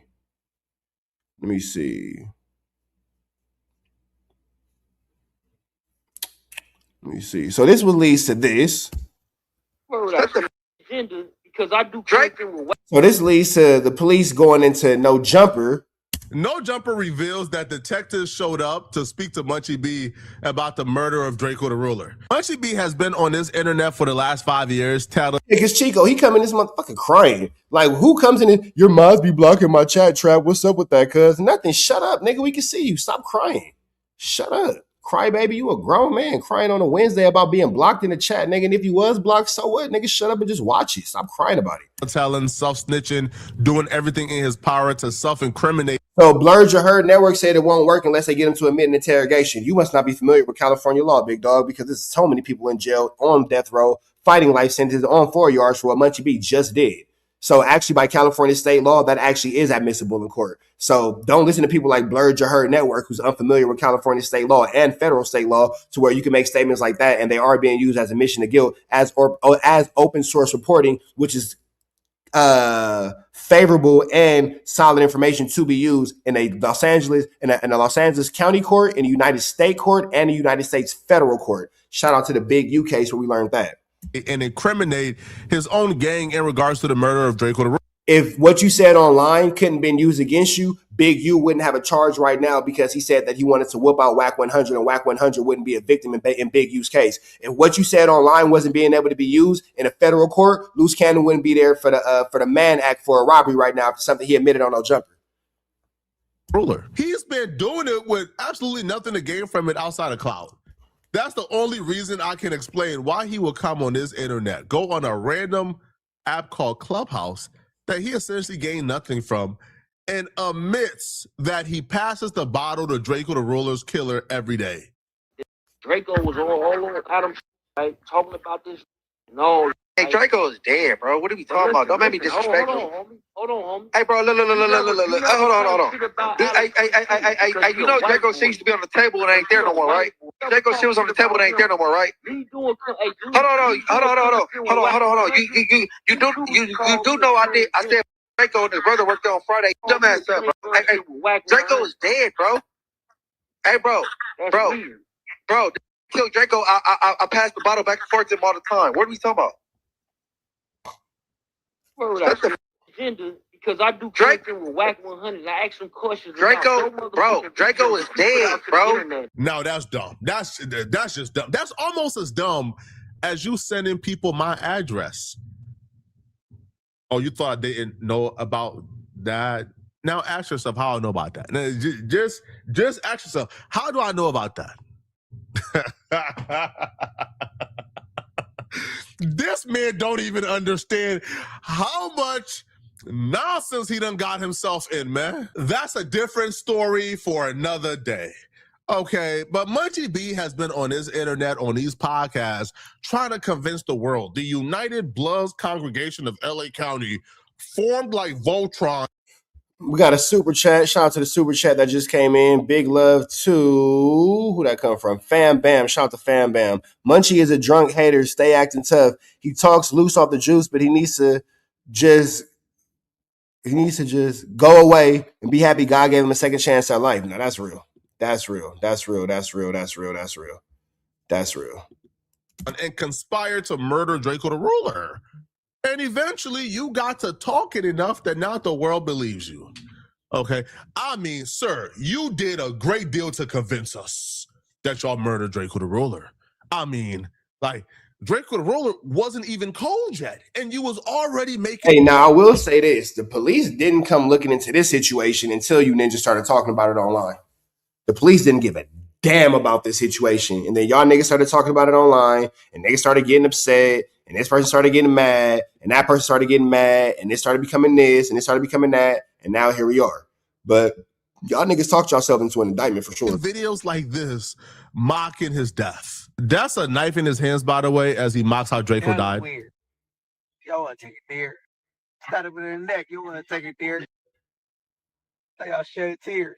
Stay team. Hey. You can wear my eyes. Now, that's not a confession, but that can make you a person of interest. Mocking a dead person who you publicly had a rivalry with, goodness gracious. Publicly mocking a person you had a rivalry with, rival, who you was beefing with, say rivalry with. Try to say that 10 times fast. Goodness, I'm a loose cannon. So look, right? Golly, I flocked out just now. But that can definitely make you a person of interest. Let's get back to these hard words. How one can do all that talking on Instagram, do all that talking on them podcasts with them white folks. Nah, I flockoed out just now. I bet y'all can't say rivalry with 10 times fast. Folks, do all that talking at the table with one of y'all just tried to do it. Adam 22, do all that talking on Clubhouse, but when the police come, man, he's lost for words, man. Now he's stuttering. Now he's nervous. If Munchie B is this nervous on a podcast and the police not even in front of him, can you imagine what he about to do? Hey, bro, Frankenstone, man, you had a good run. Yeah, I'm not going to. The Frankenstone dude has nothing to do with this. I don't know why you keep bringing him up. Nah, don't get to talking like that now, man. You not poetic, Flakko. You don't got to stutter, so don't get to talking like that now, bro. You was just talking fine and straight on Instagram. You was just talking fine and straight when you was talking to that white man gossiping on them podcasts. You was talking fine and straight on Camp Capone. Not a stutter in sight. You been on No Jumper for the last 2 years. Not a stutter in sight. Now Hey, can you imagine? I just got a text, and this is a good one. Explain that what if one of your homies that you drink with every day, and the people can prove that he was there, and he put a case on him for 5 years that he'd been fighting just to find out that he wasn't guilty at all because you want the fuck up. And basically what that means is, imagine if you out here drinking with somebody, you out here drinking and passing a bottle with somebody, he done got away with the situation for 5 years, got some other things going on, and you get mad one day on Clubhouse because you're a drunk, emotional wreck. You like a girlfriend who just lost her boyfriend. You won't stop drinking. You crying and you talking too much. And you put this on your homie. Imagine if everything was quiet and then one day you go on Clubhouse and say, yeah, I passed a bottle to Wookie Bam, whatchamacallit. And now, poof, we got the feds. Police outside. Now all of a sudden you get to, man, huh? Where did that come from? Man, cut the nonsense, man.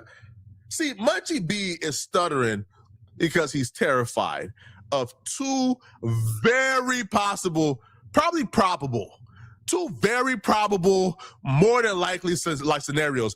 Munchie B understands he got to talking too much. Munchie B got to saying too much. And because he got to saying too much, he got a lot of people caught up. You see, Frankenstone from BPS, Frankenstone is the apparent person who actually stabbed Draco in the neck and killed him. So Frankenstone now realized he is done.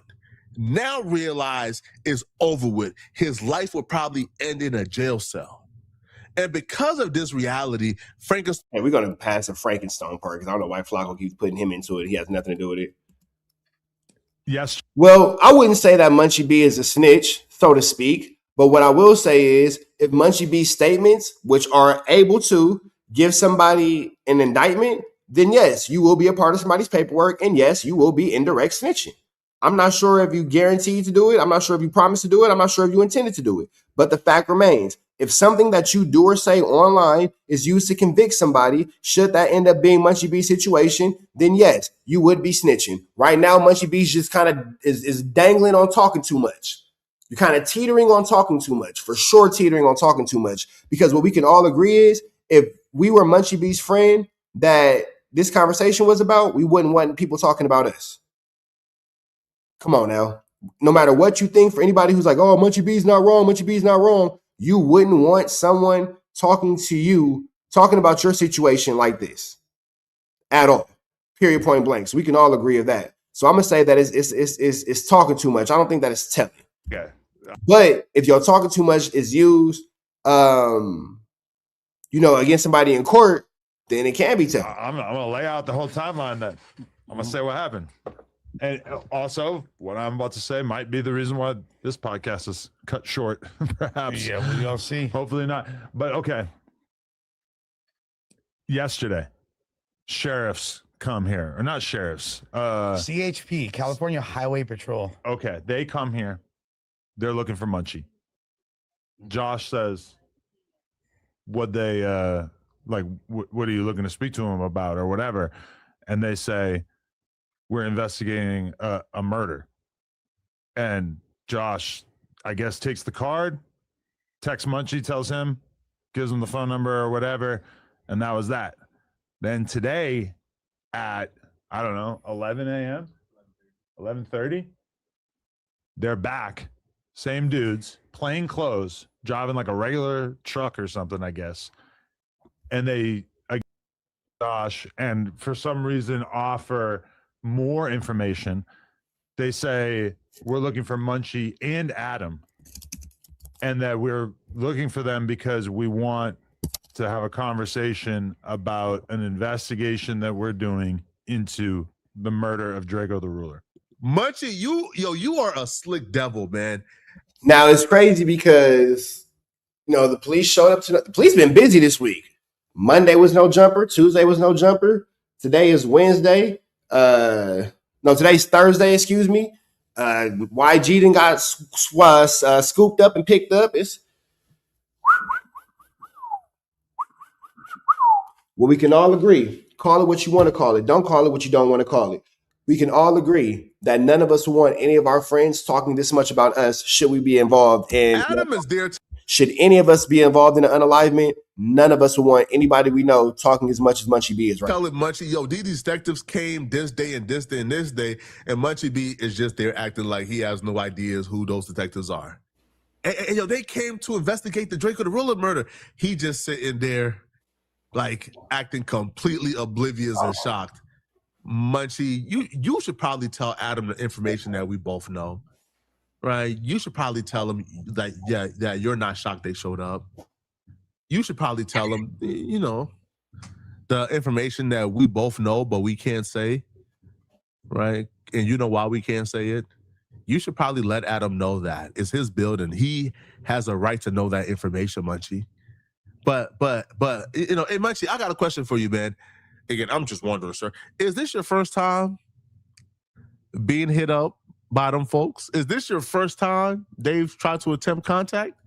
Is this the first time they've made contact with you, Munchie?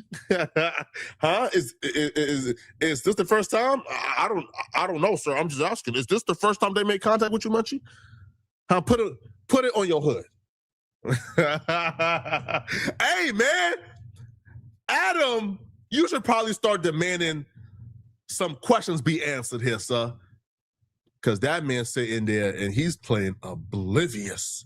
Now, Adam is wondering why would they even want to talk to him? Now, first off, I don't know if Adam is adding that in there. So they didn't for sure pull YG into this BS because YG's been quiet about this situation quiet about the situation, not involved at all, not wanting to deal with this at all. He has been pretty much out the way when it comes to this. But, you know, it's just like, And Adam for sure said it was a federal podcast. Y'all call him Poetic Federal. Munchie B, you sat down with him knowing that he was Poetic Federal. I don't see how anybody's surprised at this, honestly. He don't come across as the police when people start to wonder, hold on, bro, why all the police activity going on outside of No Jumper? But if they do want to talk to Adam, maybe it's because you got one employee in Munchie B who is allegedly actively plotting to murder another employee in Poetic Flakko, who both work in the building where Ralphie the Plug worked, who brother was apparently murdered by... Hey, and that's the thing.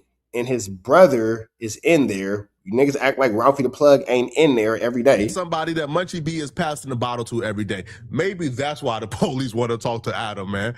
To figure out what's going on in this building and how do we keep certain...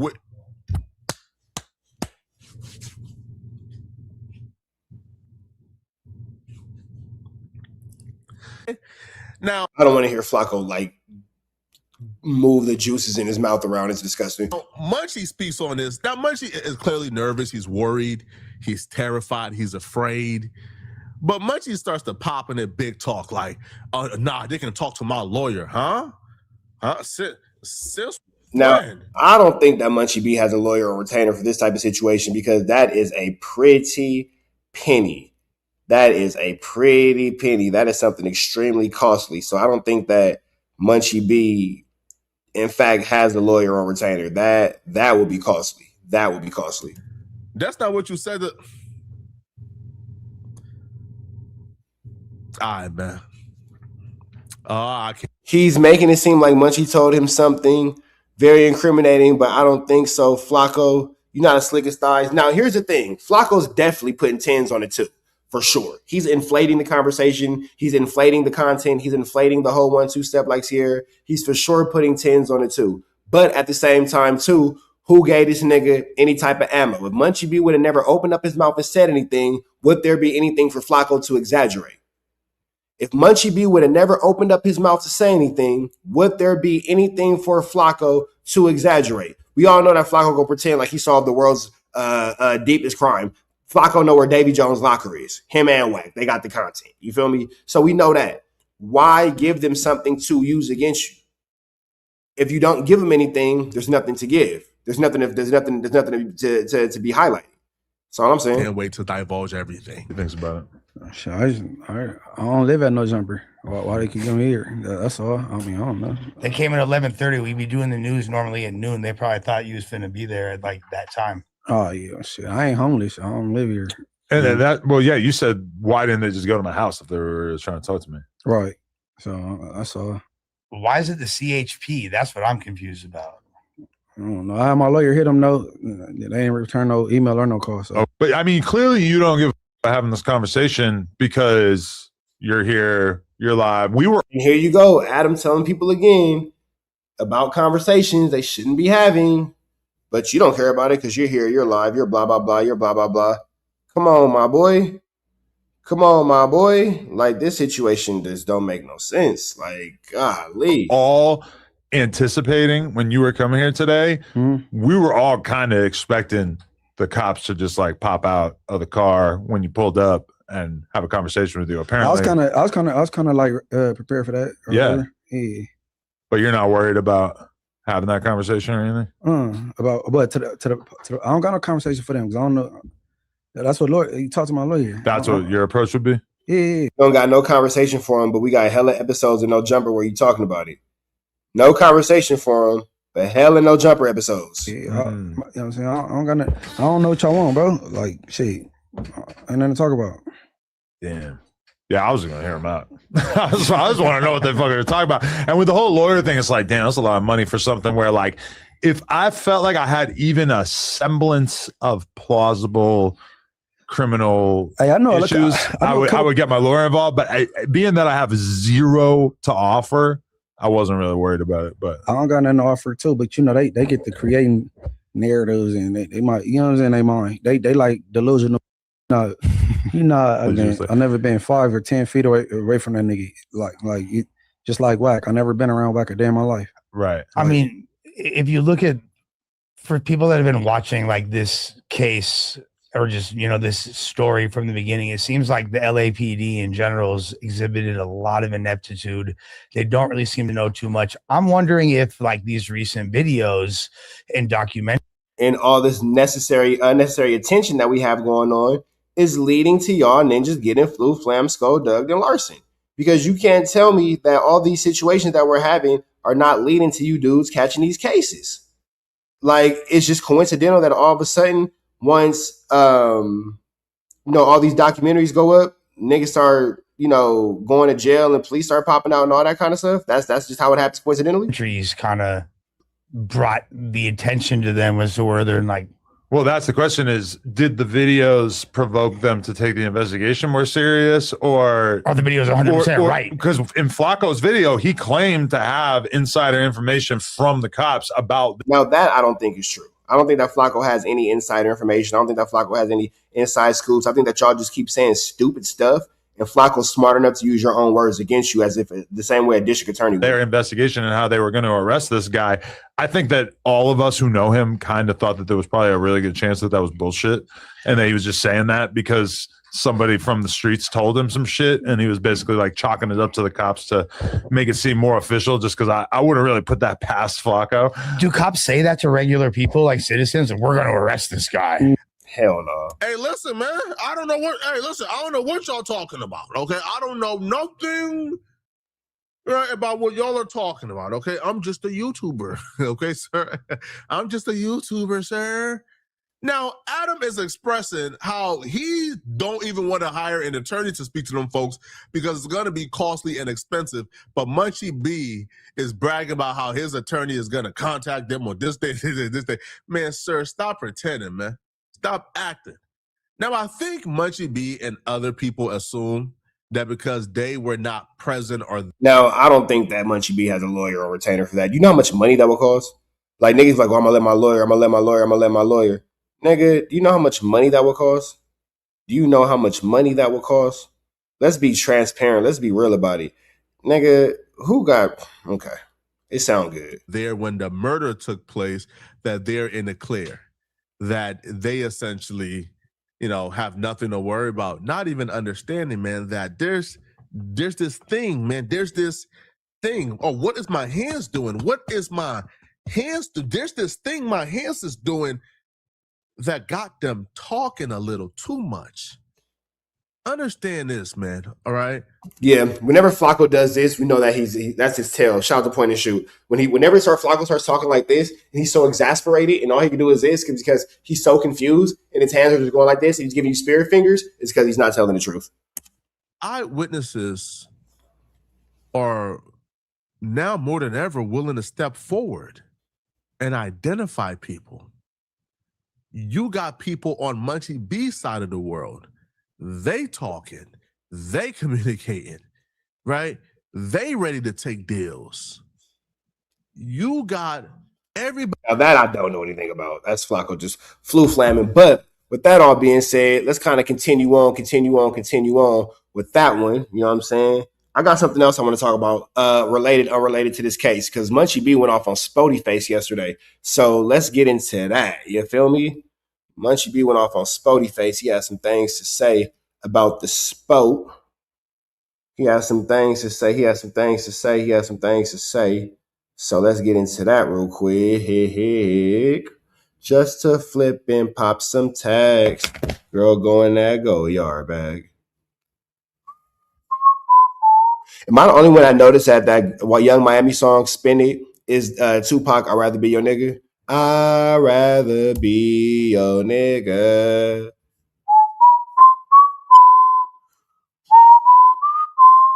Am I the only one that caught that?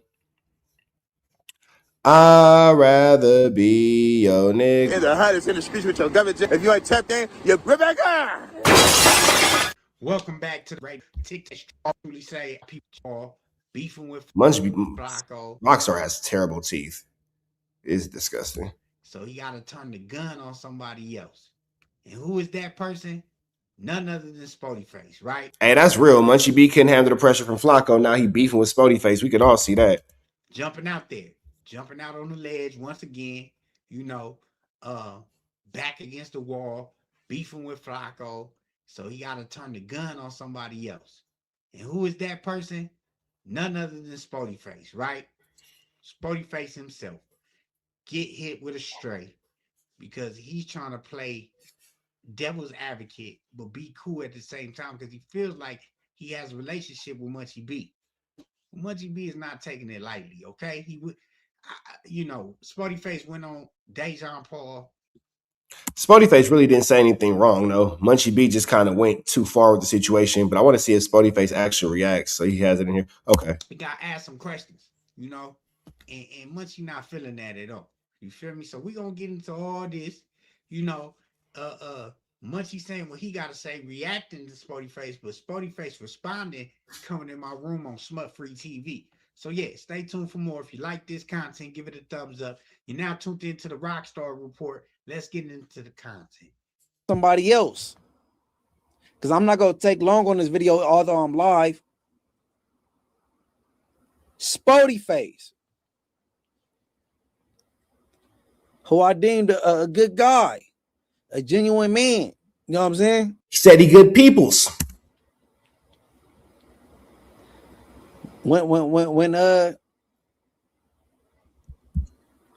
came across my desk, what is it? You could have called me. No, I'm not calling. And I'm gonna explain why in a minute. But all right, go ahead, next clip. But we know because they went to No Jumper Look for him. They wouldn't be going to No Jumper Look for him if he wasn't working at No Jumper. Yeah, so I feel like while like Munchie don't get a lot of sympathy, like for this situation, like you said, like whether he misspoke or not, he should have just not said it. You know what I'm saying? It just wasn't wise to say it, you know. And to be fair, bro don't be in his right state of mind a lot of the time. Now, to keep it real, this is not the first time that Munchie B has dissed Spody Face. I have another clip that I'll go ahead and bring up after this one. But Munchie B dissed Spody Face about a month ago. When he made a comment saying that Munchie, something about Young Ant being a real one, him being a real one, and he didn't mention Spody Face.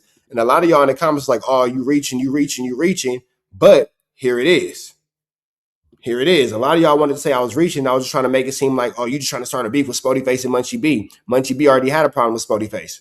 Munchie B already had a secret animosity towards Spody Face because Munchie B has prejudice and hatred towards anything associated with the neighborhood crib. You know what I'm saying? Not saying that he actually meant that what he was saying, because I think he just misspoke. But again, you got to take account, you know what I'm saying, for what came out your mouth. And that just be the whole thing. I don't think this was a good title to my sympathy. I don't want sympathy from nobody. From nobody at all. I clown for extras because he wants sympathy for his palm getting blew off. I don't want sympathy for nothing because anything I get into, any trouble I get into, I'm gonna have to do the time on myself. Any injuries I acquire doing whatever mischief I got going on, I'm gonna have to heal on my own. I have nothing to do with nobody else. I want no sympathy from nobody. That be these weirdos on the internet that want sympathy. Want sad stories. Munchie B, we just watched the whole video of Adam 22. For those of y'all who watching it, not in the live, y'all don't know what I'm talking about. But for those of y'all on my live, we just watched almost 2 hours of Munchie B, an hour and a half of Munchie B looking for sympathy. Adam, man, Adam. Come on, fool. We just watched you look for sympathy from your oppressor. We just watched you go to the white man for help. We just watched you go to your oppressor for refuge, bro. We seen it. We synced it. General Hospital stories about a hand getting blew off. I don't give a on IFG. It is what it is. Add an extra D in there, huh? All right, keep going. Liquor or not, drunk or not, or XYZ or not. Yeah. As a man, you do have to be accountable for the things that you do say. But like I said, person wasn't there doing anything that night. We know that for a fact. So Munchie B's not going to jail behind this. Yeah. But like you said, you wouldn't want somebody else to get arrested, and then in their court date, they using shit that you said. That'd be bad because hear this statement one more time. Nobody said that Munchie B thought that, nobody thinks that Munchie B is the reason for this, or nobody saying that Munchie B is selling, but it's very easy to see how Munchie B's statements can be used against you. Or X, Y, Z or not. Yeah. As a man, you do have to be accountable for the things that you do say. But like I said, personally, there are no legal ramifications. We know Munchie wasn't there doing anything that night. We know that for a fact. So Munchie B's not going to jail behind this. Yeah. But like you said, you wouldn't want somebody else to get arrested, and then in their court date, they using shit that you said. That'd be bad because that's you. You know what I'm saying? Yeah. Well, it's not him going up there testifying. No. Maybe to say no. If you use that convicted, that's what you're going to be labeled as. That's a fact. That's wait real quick because obviously I'm not from the streets, I'm from the sidewalk, from the hood, but I'm from the sidewalk in the hood, not the street part of the hood. I like that. You mean to tell? Now, here's the thing about that. Whether you intended to or not, should your words be used against somebody else in any type of flammery, skullduggery, or larceny that leads to their arrest and their conviction, nigga, you are a rat. You are a rat. You are a rat. You are a rat. You are a rat. You are a rat. How is it that you can talk about what's going on in this situation? How can you talk about what happened to somebody? How can you talk about a scenario that leads to somebody else getting, indicted and not be a rat? How does that work? I mean that is the same. I know exactly what telling is because I done got told on before. So I know what direct telling is. I know what indirect telling is. I know what third party telling is. I know what open source reporting is. I know what there's a thing called fourth party cooperation. That's a thing because I've been hit with it. That's a thing. Anytime anything you say leads to somebody else being put into handcuffs, you're a snitch. Period, point blank. You can say a conviction. You can say a guilty plea. That's your definition. My definition is anytime I say something that gets you in any type of trouble with your job, with your girl, with law enforcement, with your mama, with your daddy, with your kids, anything that I say or do that puts you at any type of discomfort as a result of consequences you have to suffer, I'm telling. Niggas can talk about it all how they want to. Niggas can dress it up. No, it's because of this. No, it's because of that. Anytime you got to say it's because of this, it's because of that, it's because you know you wrong. Period, point blank. Anytime you got to say, no, it's because of this. No, it's because of that. It's because you know you're wrong. Because the truth don't need no explanation. Hear what I say? The truth don't need no explanation. This is the blue jacket. You only going to have to explain this jacket to me if you try to explain to me that it's any color but blue. The truth don't need no explanation. So anytime you have to dance around or talk around this subject this much, is because you know you wrong. The truth don't need no explanation. That is a painting behind me. Period, point blank. That is a painting behind me. I only got to explain the painting behind me if I try to tell you it's a TV. It's a canvas. It's a painting. You know it's not a TV. The only way I got to explain the painting to you is if I try to tell you that this is a TV. The truth don't need no explanation. You ain't got to never explain the tree. Pedigree, somebody using something you said in court to sentence someone is the same pedigree of you getting dressed, wearing a suit, going to court, sitting on the stand and pointing at somebody. That's the exact same vein. So how it works, if say for instance, if somebody was to get arrested for that and they will go to trial because for sure they feel like they had something, they was to get found guilty or they will take a deal on that, a plea deal on that crime. I would say 95% of the people will say that's right because what you said, and I'm not calling him no means. I'm just saying this is a hypothetical, and this could be to anybody. This could be to anybody. So I use for example. So a lot of these people, they just be talking when they go to jail. They'll put you in this. They're like say for instance, if I did something and you went to jail and you talking over the phone like, oh yeah, Spotty Face, over a recorded call. Yeah. Yeah, you didn't tell the police, but you said it over a recorded call, and they gather that information on the recorded call. Even though you didn't go to the courtroom and say, "Hey man, Spotty Face did this," or you went to the police and I got some information that could lead to some arrest and nothing like that. If I was to take a plea deal or I get booked on that, like as far as getting found guilty, say I ratted on you. That's a fact. The streets, Right, that's a violation. I don't know. That'd be a violation for you. Now, I don't know if the world know what a Perkins operation is in California. If one of my homies got caught on a Perkins operation, I'm not deeming him a snitch, bro. He shouldn't have been talking to like a perk. You know what I'm saying? I'm not. If you got caught on a recorded call, I'm not deeming you a snitch. And me saying what I'm saying, I was trolling, and there was no bottle passed. And I'm talking the same shit that Draco talked, period. So there is no ramifications for Munchie at all.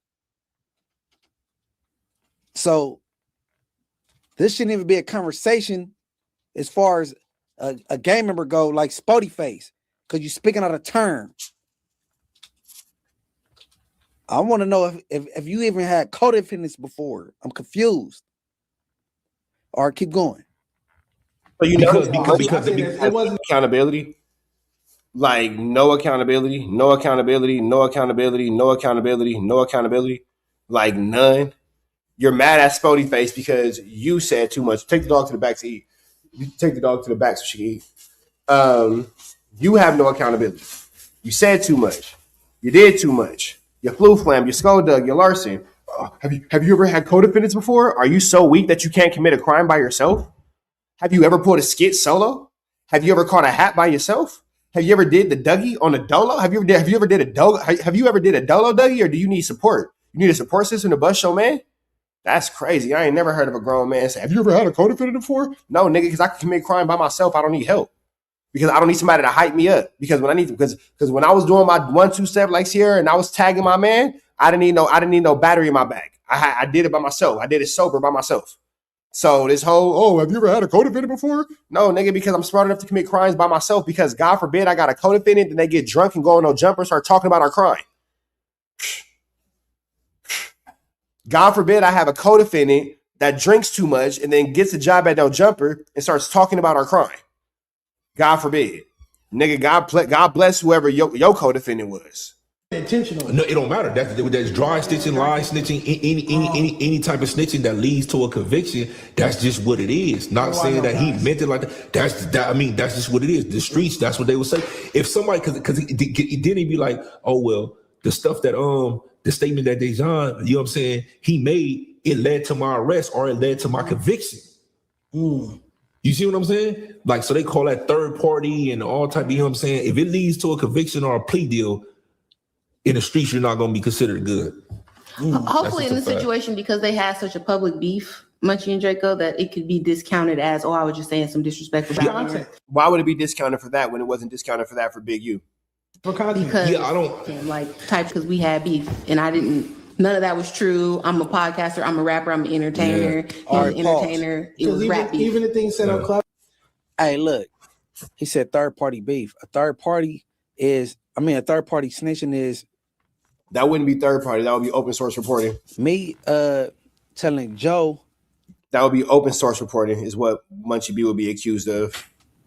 That this happened. And Joe know the complete truth and tell the police the complete truth so I could get off. That's third party snitching, Spotty Face. Now to Tam. Exactly. Because Draco. Wait, are you serious? To Tam exactly? I don't even want to listen to this stupidity because Munchie B thinks that because Tam said, oh, well, it's an issue with you and Draco, it's public, like blah, blah, blah. If that's the case, why is Big U in jail? Yeah, exactly. Because Tam, it's Tam, exactly. You want to believe anything that's to your benefit because you're ignorant. You don't have the education that God gave a phone case. Because you don't have the education that God gave a phone case. That doesn't make sense. And you want it to make sense and you want it to be the truth because your back is against the wall because you said too much. And now Rockstar looks confused. Huh? So let's get into the content at hand. Smarty Face responding to Munchie B on Smut Free TV. Let's go. Yeah, somebody just sent me something about the boy. I said, oh, cat, it jumped out the window, cat. I sent it to him. Didn't nobody... I appreciate Spotty Face for not saying it. I sent it to him. I said, what's up with your homie, fool? What's up with your homie? I'm gonna send you the content because I kept it so real. Hey, Spotty Face, you know I don't go Munchie B. But I ain't finna deter your relationship with him, and I ain't finna switch your relationship with him. So I'm gonna send you the content because I want to make sure that my opinions and my thought processes ain't what's finna be swaying your opinion. I don't want my opinion to be I'm a real homie. I don't need my opinion to be your opinion. Your opinion can be your opinion. I'm gonna send you the content. You decide what you feel about it. I'm not even gonna tell you what I think about it. You know I don't go Munchie B. You might go Munchie B. That's your homie. I ain't saying nothing about it. I'm not going to sway or push your opinion. I'm not even gonna tell you what I think about it. I'm gonna hit you later. Here go the content. I sent it to him. So what? Ain't no consequence. Ain't nobody gonna do nothing about it. What you gonna do? Send Bosco over here to get his collarbone broken again? What you gonna do? Get drunk and go on No Jumper and tell Adam 22 about it and put me in an indictment? Oh yeah, with the Prince shit. Nah, I'm talking about boy Munchie. Yeah, I'm surprised I ain't on that. Yeah. What, him and Flakko? Nah, cut dish me. He dissed you? 410. I didn't believe it at first. He didn't. That ain't diss you. That nigga didn't. 40 Crib, he said I'm capable for Flakko, and why ain't answer Whack 100 when he put the allegations out there, and I need to fire my page up. I've been sitting on it 4 or 5 days, waiting for me to respond. Somebody asked him, why you just didn't call him? He said, he only need a call if somebody he respect or deserve it. I said, ooh wee. All right now. What? 40 Crib threw me off. Threw me all the way off. Cuz got a little Cuz got a cut water in his hand, so I don't know how many he had before then. I said, come on, Munchie. God damn, boy. You know what I'm saying? But his bombs away now, though. You know what I'm saying? Yeah, man. I mean, yeah. I mean, do you respond? I mean, nah, I ain't respond. I ain't responding. That's what I was saying. Like you don't know how long I ain't been on my page. I ain't responded to nobody. Like, what are you talking about? You could have just called me, bro. But yeah. You know what I'm saying? Like, clearly, why would you believe anything that come out of Rat No 100 mouth? Why would you believe anything that come out of his mouth, bro? Yeah. So yeah, man. I think he's gonna regret it. Munchie B is so tied up in the one to beef with Whack. His back is against the wall. He's so flustered. He's so at a loss for what to do next. Now you beefing with Spody Face, and Whack is lying. But then Munchie B will say, "Oh, if he's lying, why you didn't come out and clear it?" Because, bro, you don't have to come out and clear it. That I ain't gonna lie, But Munchie don't. That's how Munchie is, man. Like, oh, niggas should know that. Oh yeah, they ain't tripping. I'm just throwing it back. Yeah. Damn, that's crazy. I gotta check that out. I'm lost in the sauce. Yeah, you lost in the sauce. Go get up on that, man. Get you some content, homie. Hey, listen, on 40 Crip, I'm not about to keep doing your job and I ain't getting paid, bro. I'm trying to tell you this shit. Yeah, homies, I'm not about to do your job and come bless your platform because I can't be the narrator in it, you know what I'm saying, in the research. Come on, bro. You know what I'm saying? This nigga right here, boy. This is cold. I'm just saying, cuz, I gotta tell you about it. I'm a real homie, gang. Like, goddamn. Go get your content up, bro. I'm trying to give it to you before Gangsta for YouTube and all that report on it. They already did it, so I don't think they did it yet. He posted. He told me to go fire. I got an answer to him. Fire my channel up. But he said this on his No Jumper. Nah, cuz set that on his 14. Oh yeah, cuz be tripping. I gotta go. So when he said that, the first thing come on my mind, cuz access granted, cuz you know what I'm saying? You ask, you shall receive. Wow. Yeah. Wow. I said I don't know why you would believe anything that come out of Whack mouth though. Like I don't know if he was loaded. He was definitely drinking. I'm like, bro, he tripping, dog. But we gonna give you what you want. This what you want. Munchie B don't want to issue with Spody Face. That's way out of his tax racket. Yes, I'm on the phone with somebody. Yes, I got him on mute. Yes, they talking. It's related to the content. But Munchie B, you way out of your tax bracket. Let me see if I can get this person on speaker shit they want to hear be heard. Oh, sure. That's crazy, man. I don't get it, man. But I mean, Yeah. Didn't get mad because he said he got mad because I went on Dejan Paul to a day in LA with Tam and Dejan. They invited me to come back over there. I lost a bet to him. I just came and paid him his little push-ups or whatever. We had a little bet about the YG, how many albums, how many units he was gonna push or whatever. I lost. yeah, I So seen that. I went and gave him his push-ups and stuff, but he came up and I guess he got mad at me for saying, you know what I'm saying, stating the obvious. And to be real, I could have said a whole lot about money. I didn't cover it. I let it live. I left it alone. You know what I'm saying? All content to me ain't content. I'll be passing him about it. But he got mad at me that I told Dejan Paul said he not a street, but he wouldn't think that somebody that considered that snitching what Munchie B did. And I said, I'm not talking about him, but I will give you an example. And this everybody knows this, bro. If something that comes out your mouth and a person has to take a plea agreement with that or go to trial, get convicted on that, bro, you're considered a rat. That's just what it is, bro. That's just what it is.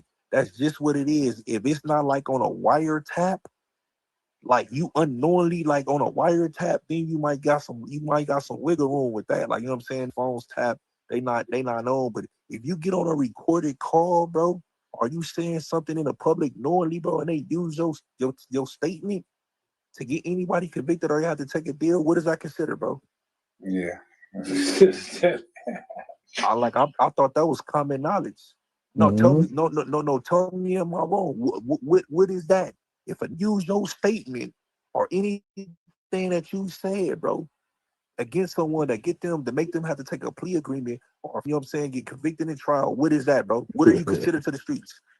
All right. I mean, that's how we gonna look at it. You already know, but everybody don't look at that shit the same, man. It has to be to look the same. Like, unless you got caught on a wiretap. Man, he did that to me too. Like, bro, Okay. So my whole thing about the Munchie shit is like, I ain't never even called Cuz a rat.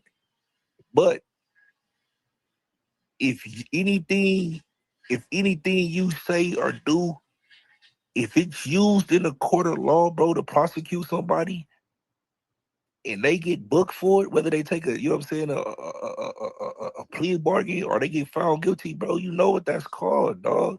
You feel me? To be honest, I'm like the one of the few niggas that didn't even speak up on it. Like he getting mad, and then the nigga gonna say, I don't know, cuz gonna say something like towards like, oh, because niggas asking like, why you just didn't call Spody? Like, if you thought what Wack was said was true, like, why you just didn't call Spody? And then they niggas say like, oh, well, nigga didn't answer it. I mean, he said, well, silence mean confirmation. Silence mean confirmation. What? Like, nigga, I ain't even got on the net. Nigga, when the last time I dropped on YouTube? A month ago? Like, what are you talking about, bro? And then the nigga gonna say, oh, only call the people who deserve it, or I feel like, you know what I'm saying? I'm like, damn, so that mean Adam 22, you feel like the same nigga who did all the bullshit and had niggas and bullshit and still got the police up there and laughing about it, the nigga that tell you he's going to tell on you. The same nigga that wouldn't put $1 on Young and Hefe book because he said he gotta see what's going on. The same nigga that who said he's gonna tell on you, he gonna let these niggas in. He deserve a phone call, but you can't. That shit to me be baffling, cuz. Like, I ain't even got into it. I'm gonna make a video about it, but you know what I'm saying? I'm like, wow, these niggas got their priorities fucked up, cuz. Dead homies, nigga. Like, oh wait. And then the nigga gonna say, oh, that's bunk because I said if a nigga want to have an opportunity, if a nigga have an outside work relationship with Flakko, that's on them. I don't really care about it. I don't care about it. But if you a street nigga, because he said, oh, no, basically no street dudes should deal with Flakko. So I'm telling him, if ain't no street dudes gonna deal with these dudes, you gotta play fair, bro, because that mean you can't, niggas work with pedophiles, niggas work with all type of shit, you know what I'm saying? Niggas be interviewing niggas, all type of shit that ain't no business, on 50 yards and all type of shit. So you get mad that you into it with Flakko now, so you don't want nobody to into it with niggas that go on 50 yards. God damn. I never stopped being biased to my homies. I came into the internet saying that I was biased to my homies. I'm going to leave the internet saying I was biased to my homies. One of my first pieces of content. Dylan, take her to the back to eat. Sit out there with her. One of my first. Katie, wake up. Get up, bro. What you doing? Are you in the bed? Get your half Mexican behind out that bed, brother. It is 1 o'clock. Wake your game up, pimpin'. Did you hear your brother get up? Did you hear your dog get up? Did you brush your little nasty teeth? Did you wash your little gross face? Wake your game up, pimpin'. I know. Come here. Come on. Come on. Good afternoon, sir. Nice for you to join us. Time to wake up. We try not to wake y'all up all extra early, but it is 1 o'clock, and you do got football practice, and you ain't really did nothing today. I love you. Let's figure it out, sir. Parenting. But no, I'm never going to stop being biased towards my homies. The only difference between me and everybody else is I don't lie about being biased towards my homies. Fuck with Flakko. Man, don't no one nigga tell no nigga who they can and cannot talk to, gang. Yeah, that's a fact. But let me land for a second. He's specifically mad that I said that I don't have a problem with niggas having a relationship with Flakko street dudes. I say that be simply this: if you a street dude, you know you ain't supposed to be telling them nothing because you know it's get down. You know the antics and shenanigans and how you run this content. You know us that's like even being a street dude. We know how to separate that life when we come in the house. When we come in the house, we ain't telling wifey niggas this slid. Not that I ever did nothing a day in my life before it, or nigga ain't telling moms or sister. Nigga ain't doing nigga leaving out in the streets. You get what I'm saying? So niggas that's running their mouth, that's on them, bro. You feel me? If a nigga say, oh, no street nigga should deal with Flakko. Nigga, no street niggas, nigga, you're not gonna get nowhere in life. You're not gonna go nowhere because that mean everything. Here go the thing too. We just watched the video for the first hour of this live about Munchie B dealing with Flakko. So it's interesting how that situation comes across. Everybody who got a real job, bro, nigga, all these niggas is all type of shit. In any type of industry, the entertainment industry, football, all these niggas be bullshit. All these niggas be bad. Everybody that did something, everybody that got a pass. So that means you can't fuck with nobody, bro, but street niggas, real thorough street niggas. And they don't really exist no more. He the same nigga that was interviewing PC Baby Diddy, though, 2 times. With nigga with PDF charges, you talking about, that's bunk. Fuck all that. Kill cuz. Fuck all that. I ain't doing all that. I ain't got a problem with him. Yeah, no, we don't want to unalive anybody. We don't promote or no, that's wrong. Let's just throw that out there. Community guidelines, we are saying here at TNN Trap News Network, we do not support, nor do we condone, nor do we support, nor do we condone anybody unaliving anybody. You don't want to do that. That's not what we're here for at all. That bad. I ain't even mad at it like that. I just hey, Spody, I ain't talking to you. I'm just out to blur shit, man. Fuck that. Yeah. I don't want no harm run to the brother, but you know what I'm saying? I'm just niggas be sounding dumb when they talk, bro. Like you went to it with Flakko, you know what I'm saying, and you don't want nobody to fuck with him. I mean, that's on you, nigga. You know what I mean? I ain't teach his own, homie. Teach his own. You know. You don't want nobody to fuck with Flakko, but you'll sit down with Flakko for hours and have a conversation to where you even break down crimes that nobody knew about your homie knocking out Ralphie the Plug's teeth and then wearing them, which is actually a crime. Shout out to him. He wanted content, so we definitely gonna give him some content. Man, don't do him like that, gang. I'm gonna go ahead and fire up the old Macintosh, man. Cut this book. This nigga, you don't knock it off, man. Keep me clean, I'm smooth as a motherfucker, cuz you don't like it, cuz. But look though, I'm gonna go ahead and fire up this Macintosh that I got, man. You know what I'm saying? So you heard Spartan basically voicing his I guess his dislike for why Munchie is dissing him, right? Basically saying, you cool with Flakko. If you cool with Flakko, then you all bad. But he's saying, hey, I ain't got no dog in this fight. This between you and Flakko.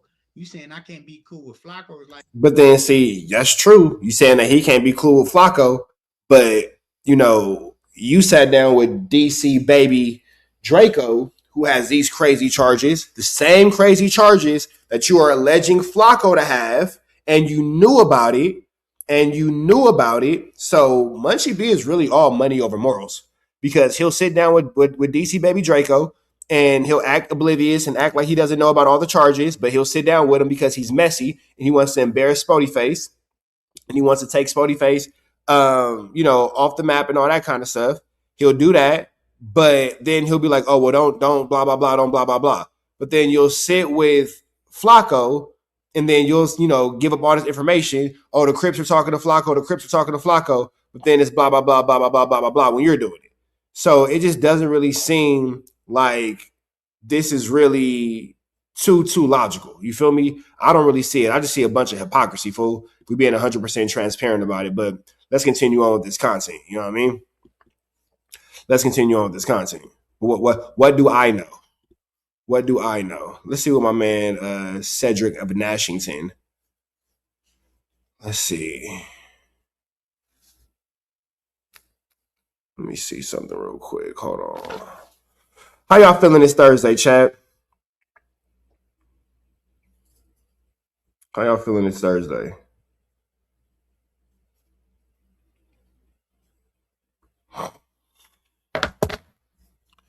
Let me see.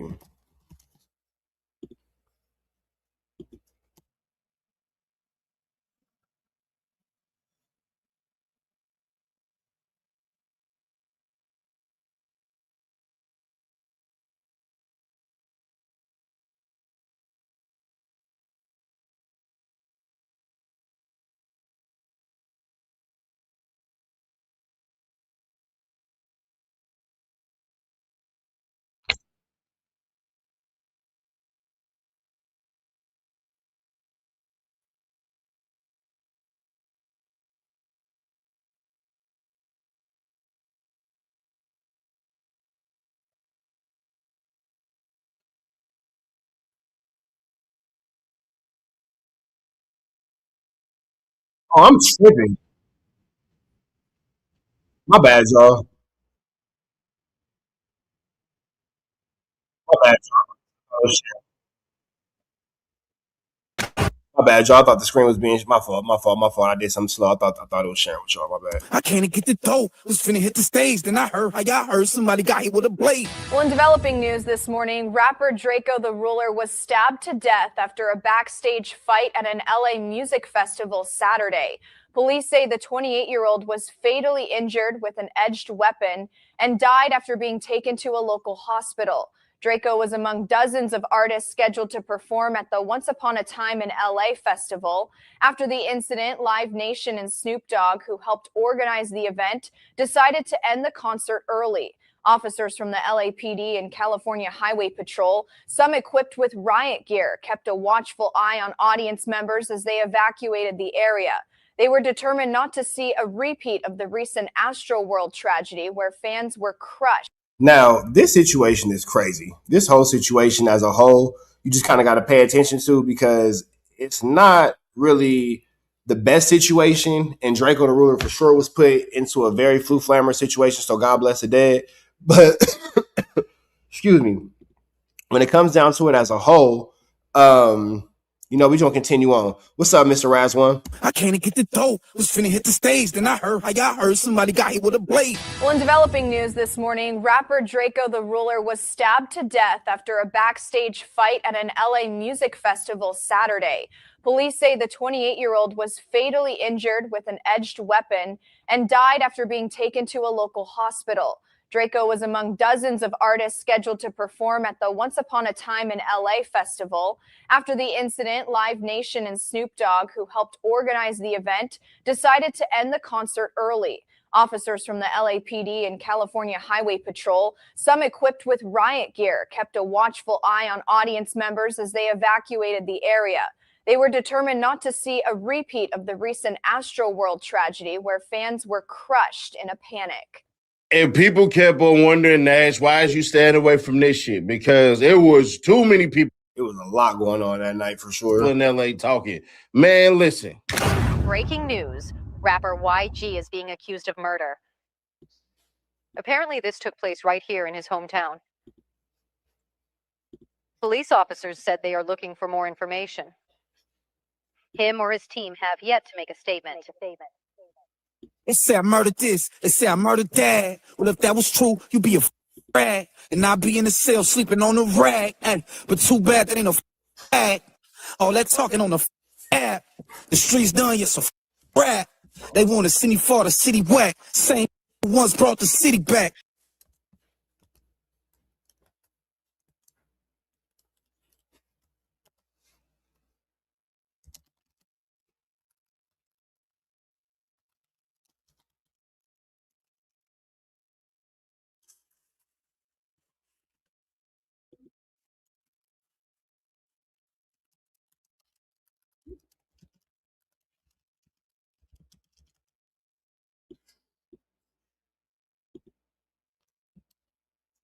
It's not silence on my end, y'all. That's the video is silent. So don't think that it's just quiet. Let me speak as the California landlord. Bruh, you can't do none of this shit that y'all doing.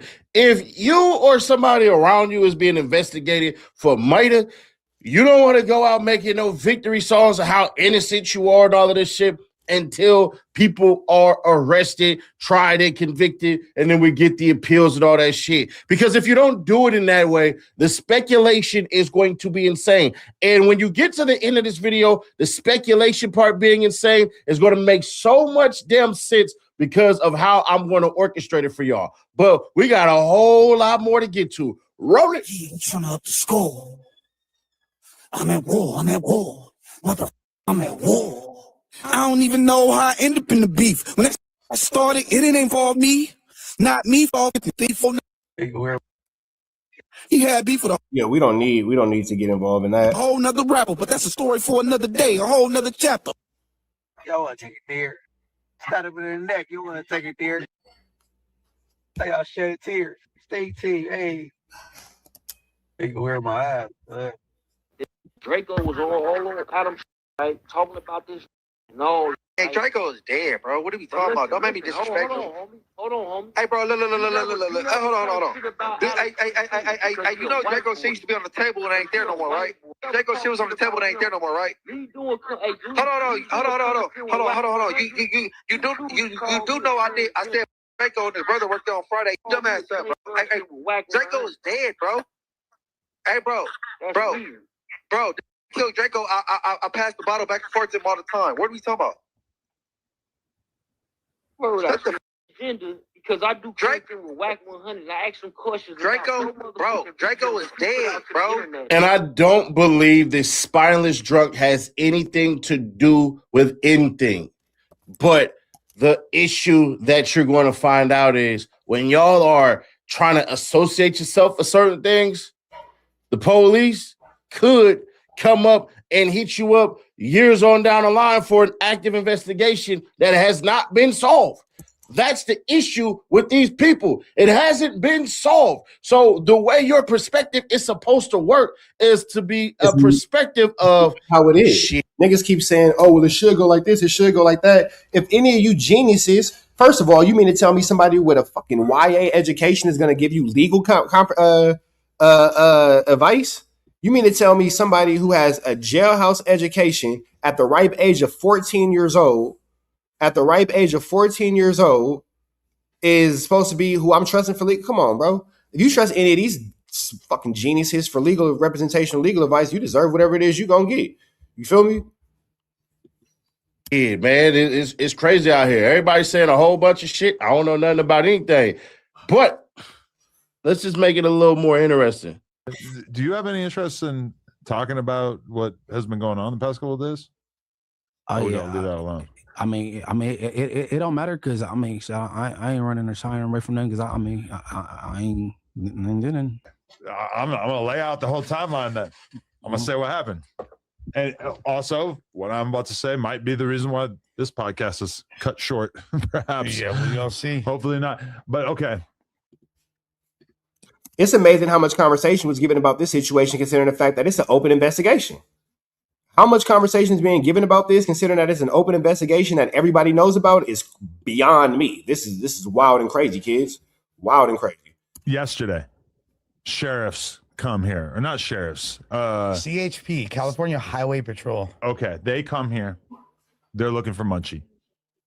Josh says, "What they like? What are you looking to speak to him about, or whatever?"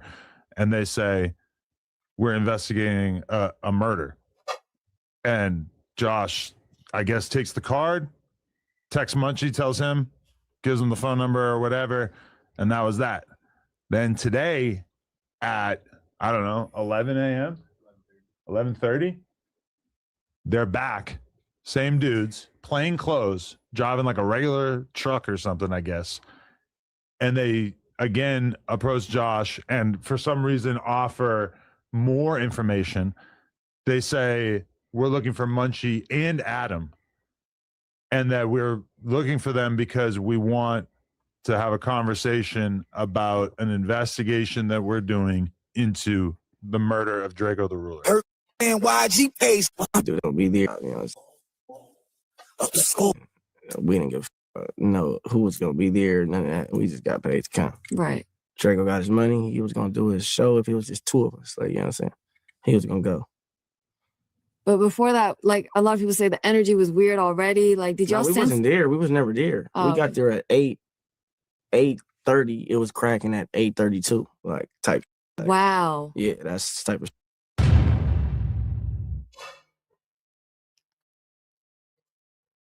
Big work, bro.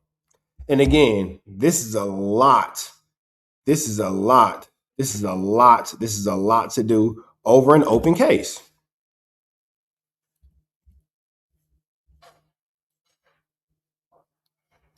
Having on a suit with shorts is crazy. That the police have been using people to shake little here's and there's to see what rolls out. See, what they're really searching for, and what people don't understand is they're searching for cell phones, these things right here, because once we can establish cell phone, once we can establish all of this shit, that nice little federal building, it starts getting a little more friendlier. See, you're now involving lawsuits where because the people at Live Nation, they don't want to take the blame for this. Live Nation is a big part of the reason why nobody's talking about it, but Live Nation is a big part of the reason why this situation is happening, because nobody at Live Nation wants to take accountability for this situation at all. Understandably. Snoop is actively trying to get out of here. Like, bro, I got paid. I'm not going to bring up Snoop's countersuit to everything that's going on, because he's being sued for the security purposes of this shit when he wasn't nothing but a promoter and a performer. So he's not responsible for any of this shit. It's actually the people who booked everybody that's the responsibility of it. And they're essentially saying, yo, no, Snoop, since you was there, you're supposed to be involved. If that's the case, then Drakeo's family sue everybody. It works out better that way. But why I don't believe the spineless drunk didn't have anything to do with it, because it doesn't make sense from where I'm sitting at. Drakeo had beef with a whole lot of people. You're talking 3 different cities involved already. You're talking Compton, you're talking Inglewood, and you're talking LA. Mm-hmm. So you're not just having anything go on. These are 3 different cities. All LA County, but they're all 3 different cities. Miss me with the bullshit when y'all try to do this fake unity bullshit, because y'all know how it go. Anyways, so we're looking at this going, shit. Drakeo knew what he was doing. Drakeo had a lot of ops. Drakeo had a lot of people who wanted to get in his atmosphere. Drakeo was bringing and ushering a new wave. So we don't really know shit about nothing. And if you really did know something about something, if you're still in California, you got to be a goddamn idiot. Mm-hmm. If it would have been me who would have stabbed Drakeo the Ruler, I can tell you this. I wouldn't have been in no goddamn California to see me on a Greyhound somewhere going somewhere completely different. But this is where the proverbial nail in the coffin can get. But that's real.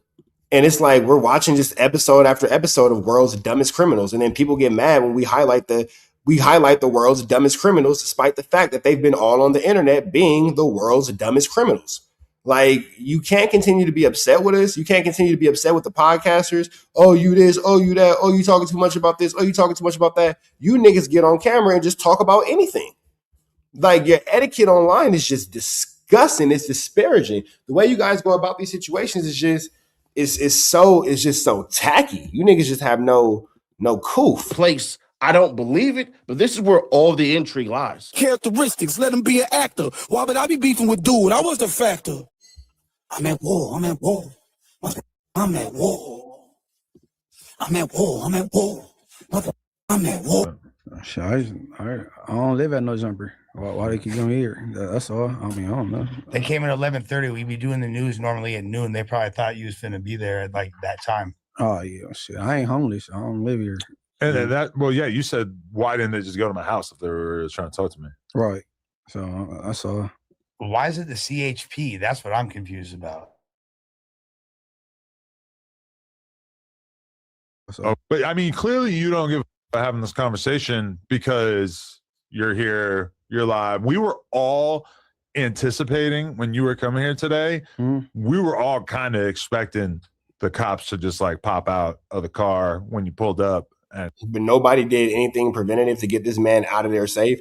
Y'all all sat there and just waited for the police to pop out and arrest Munchie B, but nobody thought it would be smart to warn Munchie B or give Munchie B a safe passage to and from No Jumper, or even tell him, hey, the police just came up here looking for you. How about you just don't come? But it's good content if Munchie B gets arrested on camera, and Munchie B can't afford not to go to work at No Jumper because he needs them little twos and fews. Have a conversation with you. Apparently, isn't it sick that he needs those twos and fews so bad that in a situation where he's telling us online, hey, we thought the police were going to come and get you, he still knowingly walks into that scenario because he needs the money? That is crazy work. Talk about down bizad, down all the way bad. I was kind of like prepared for that. Yeah. But you're not worried about having that conversation or anything? About what to the I don't got no conversation for them because I don't know. That's what lawyer. You talk to my lawyer. That's what your approach would be. Yeah. You know what I'm saying? I don't know what y'all want, bro. Like shit, ain't nothing to talk about. Damn. Yeah, I was gonna hear him out. I just want to know what they fucking are talking about. And with the whole lawyer thing, it's like, damn, that's a lot of money for something where, like, if I felt like I had even a semblance of plausible criminal issues, I would get my lawyer involved. But being that I have zero to offer, I wasn't really worried about it. But I don't got nothing to offer too. But you know, they get to creating narratives, and they might, you know what I'm saying, they mind. They like delusional. I've never been fought. Hey, what do you expect out of Adam 22, who's telling you, hey, bro, this is a federal podcast. This is a federal podcast with a federal informant. 5 or 10 feet away from that nigga. Like just like Wack. I never been around Wack a day in my life. Right. I mean, if you look at, for people that have been watching like this case or just, you know, this story from the beginning, it seems like the LAPD in general has exhibited a lot of ineptitude. They don't really seem to know too much. I'm wondering if like these recent. You have to remember too, when Lush is saying that the LAPD is exhibiting a lot of ineptitude, they don't know anything and all that. This is all on a public platform. This is all on a public platform. So the LAPD is watching this. Now they have something to prove. And videos and documentaries kind of brought the attention to them as to where they're like, well, that's the question is, did the videos provoke them to take the investigation more serious, or are the videos 100% right? Because in Flakko's video, he claimed to have insider information from the cops about their investigation and how they were going to arrest this guy. I think that all of us who know him kind of thought that there was probably a really good chance that that was bullshit, and that he was just saying that because somebody from the streets told him some shit, and he was basically like chalking it up to the cops to make it seem more official, just because I wouldn't really put that past Flakko. Do cops say that to regular people, like citizens, and we're going to arrest this guy? Cops would never say that to a regular person. There's no way a cop would ever come up to a regular person and say this. How many people have already been arrested at Adam's studio or right after an interview? Like, why keep going? Because Munchie B can't afford not to go. Want the police to question you at No Jumper with all the mics so that you can exonerate yourself. Because if you were to have them meet you at your house, you do realize anybody gets arrested after the police met with you at your house, and we don't have recordings, we don't have anything, that the perception is going to be, well, you already work for the Grit Yard program. You already work with somebody who say that they cool with certain aspects of LAPD. Bruh, that's 3 times a strike, and you over there at No Jumper, where idiots come through and they think they comfortable and have to prove. Now, that's real. Where idiots think they're comfortable, have to come and prove their idiocy and prove their gangster and then prove their innocence all in the same episode. Prove themselves to a bunch of people who are only curious and interested if you really lived that life, and if you did live that life, when are you going to die or when are you going to go to prison? Those two things only. That's the allure of the gang member, gang banger podcaster is when are you going to fight? When are you going to get stabbed? When are you going to get shot? When are you going to get arrested? When are you going to die? That's the only thing that you are interesting about. There is no perspective that you could give. So it would have been best if you would have said, man, tell the cops, bring their punk asses up here right now. We going to roll this shit live, and they going to ask me what they going to ask me. Boom. Boom. Boom, boom, boom. But nope. Ninjas crawl over to that freak factory. Crawl over to that freak factory because they need the views, because they can't do it without it. And I'm going to show y'all how to do y'all 1-2, how to do y'all Douglas. You dig what I'm talking about? But these dummies don't understand this shit because there is this fake ass mindset that says if you say anything to the police, bro, you the police. But all y'all who have been pulled over, that would make y'all all stupid. All he would have had to do was get asked those questions and would have said, I don't know shit about nothing you're talking about. Don't know anything about that. Don't know nothing about that. Don't know anything, whatever the hell and all that shit. Because the cops would have said, hey, so you made a video saying you passed the bottle to the person who, whatever the fuck. Hey, man, that was all Instagram promo, all this shit and everything. Controversy sells. I'm a rapper. Next question. Oh, so who was the person you passed the bottle to? I just told you controversy sells, so I just took advantage of a moment. It is what it is. You don't like the way I promote my shit, that's your problem. So you're going to give us the name of the person who did this? There is no name. It's all made up. I just told you it was for promotion. Anything else? You're seeming very hostile. Yeah, we got a business to run. I'm paid to run a goddamn opinion spot on my behalf on a very active YouTube channel that's getting views. Anything else before I get back to work? Because are you charging me with anything? No, we just wanted to take your statements. There'll be a bunch of dumbasses who will say, you're saying too much. What did I say? That you made it up? Now what can the police run with? Nothing. And then that be your story. That be a story of Samson Simpson, but you don't know nothing, a bomber clotting, batty boy. That's what you should be doing. But they don't understand this. So more than likely what's going to happen is you're going to get Seti Nash is making some points, bro. I can't even disagree with nothing that Seti Nash is saying, because if you go on no jumper, you're just at this point, you know, a willing idiot. You feel me? That's just it. You're just a willing idiot. There's no real reason. There's no real person that can convince me that this is a good decision. This is just bad decision making at its absolute finest.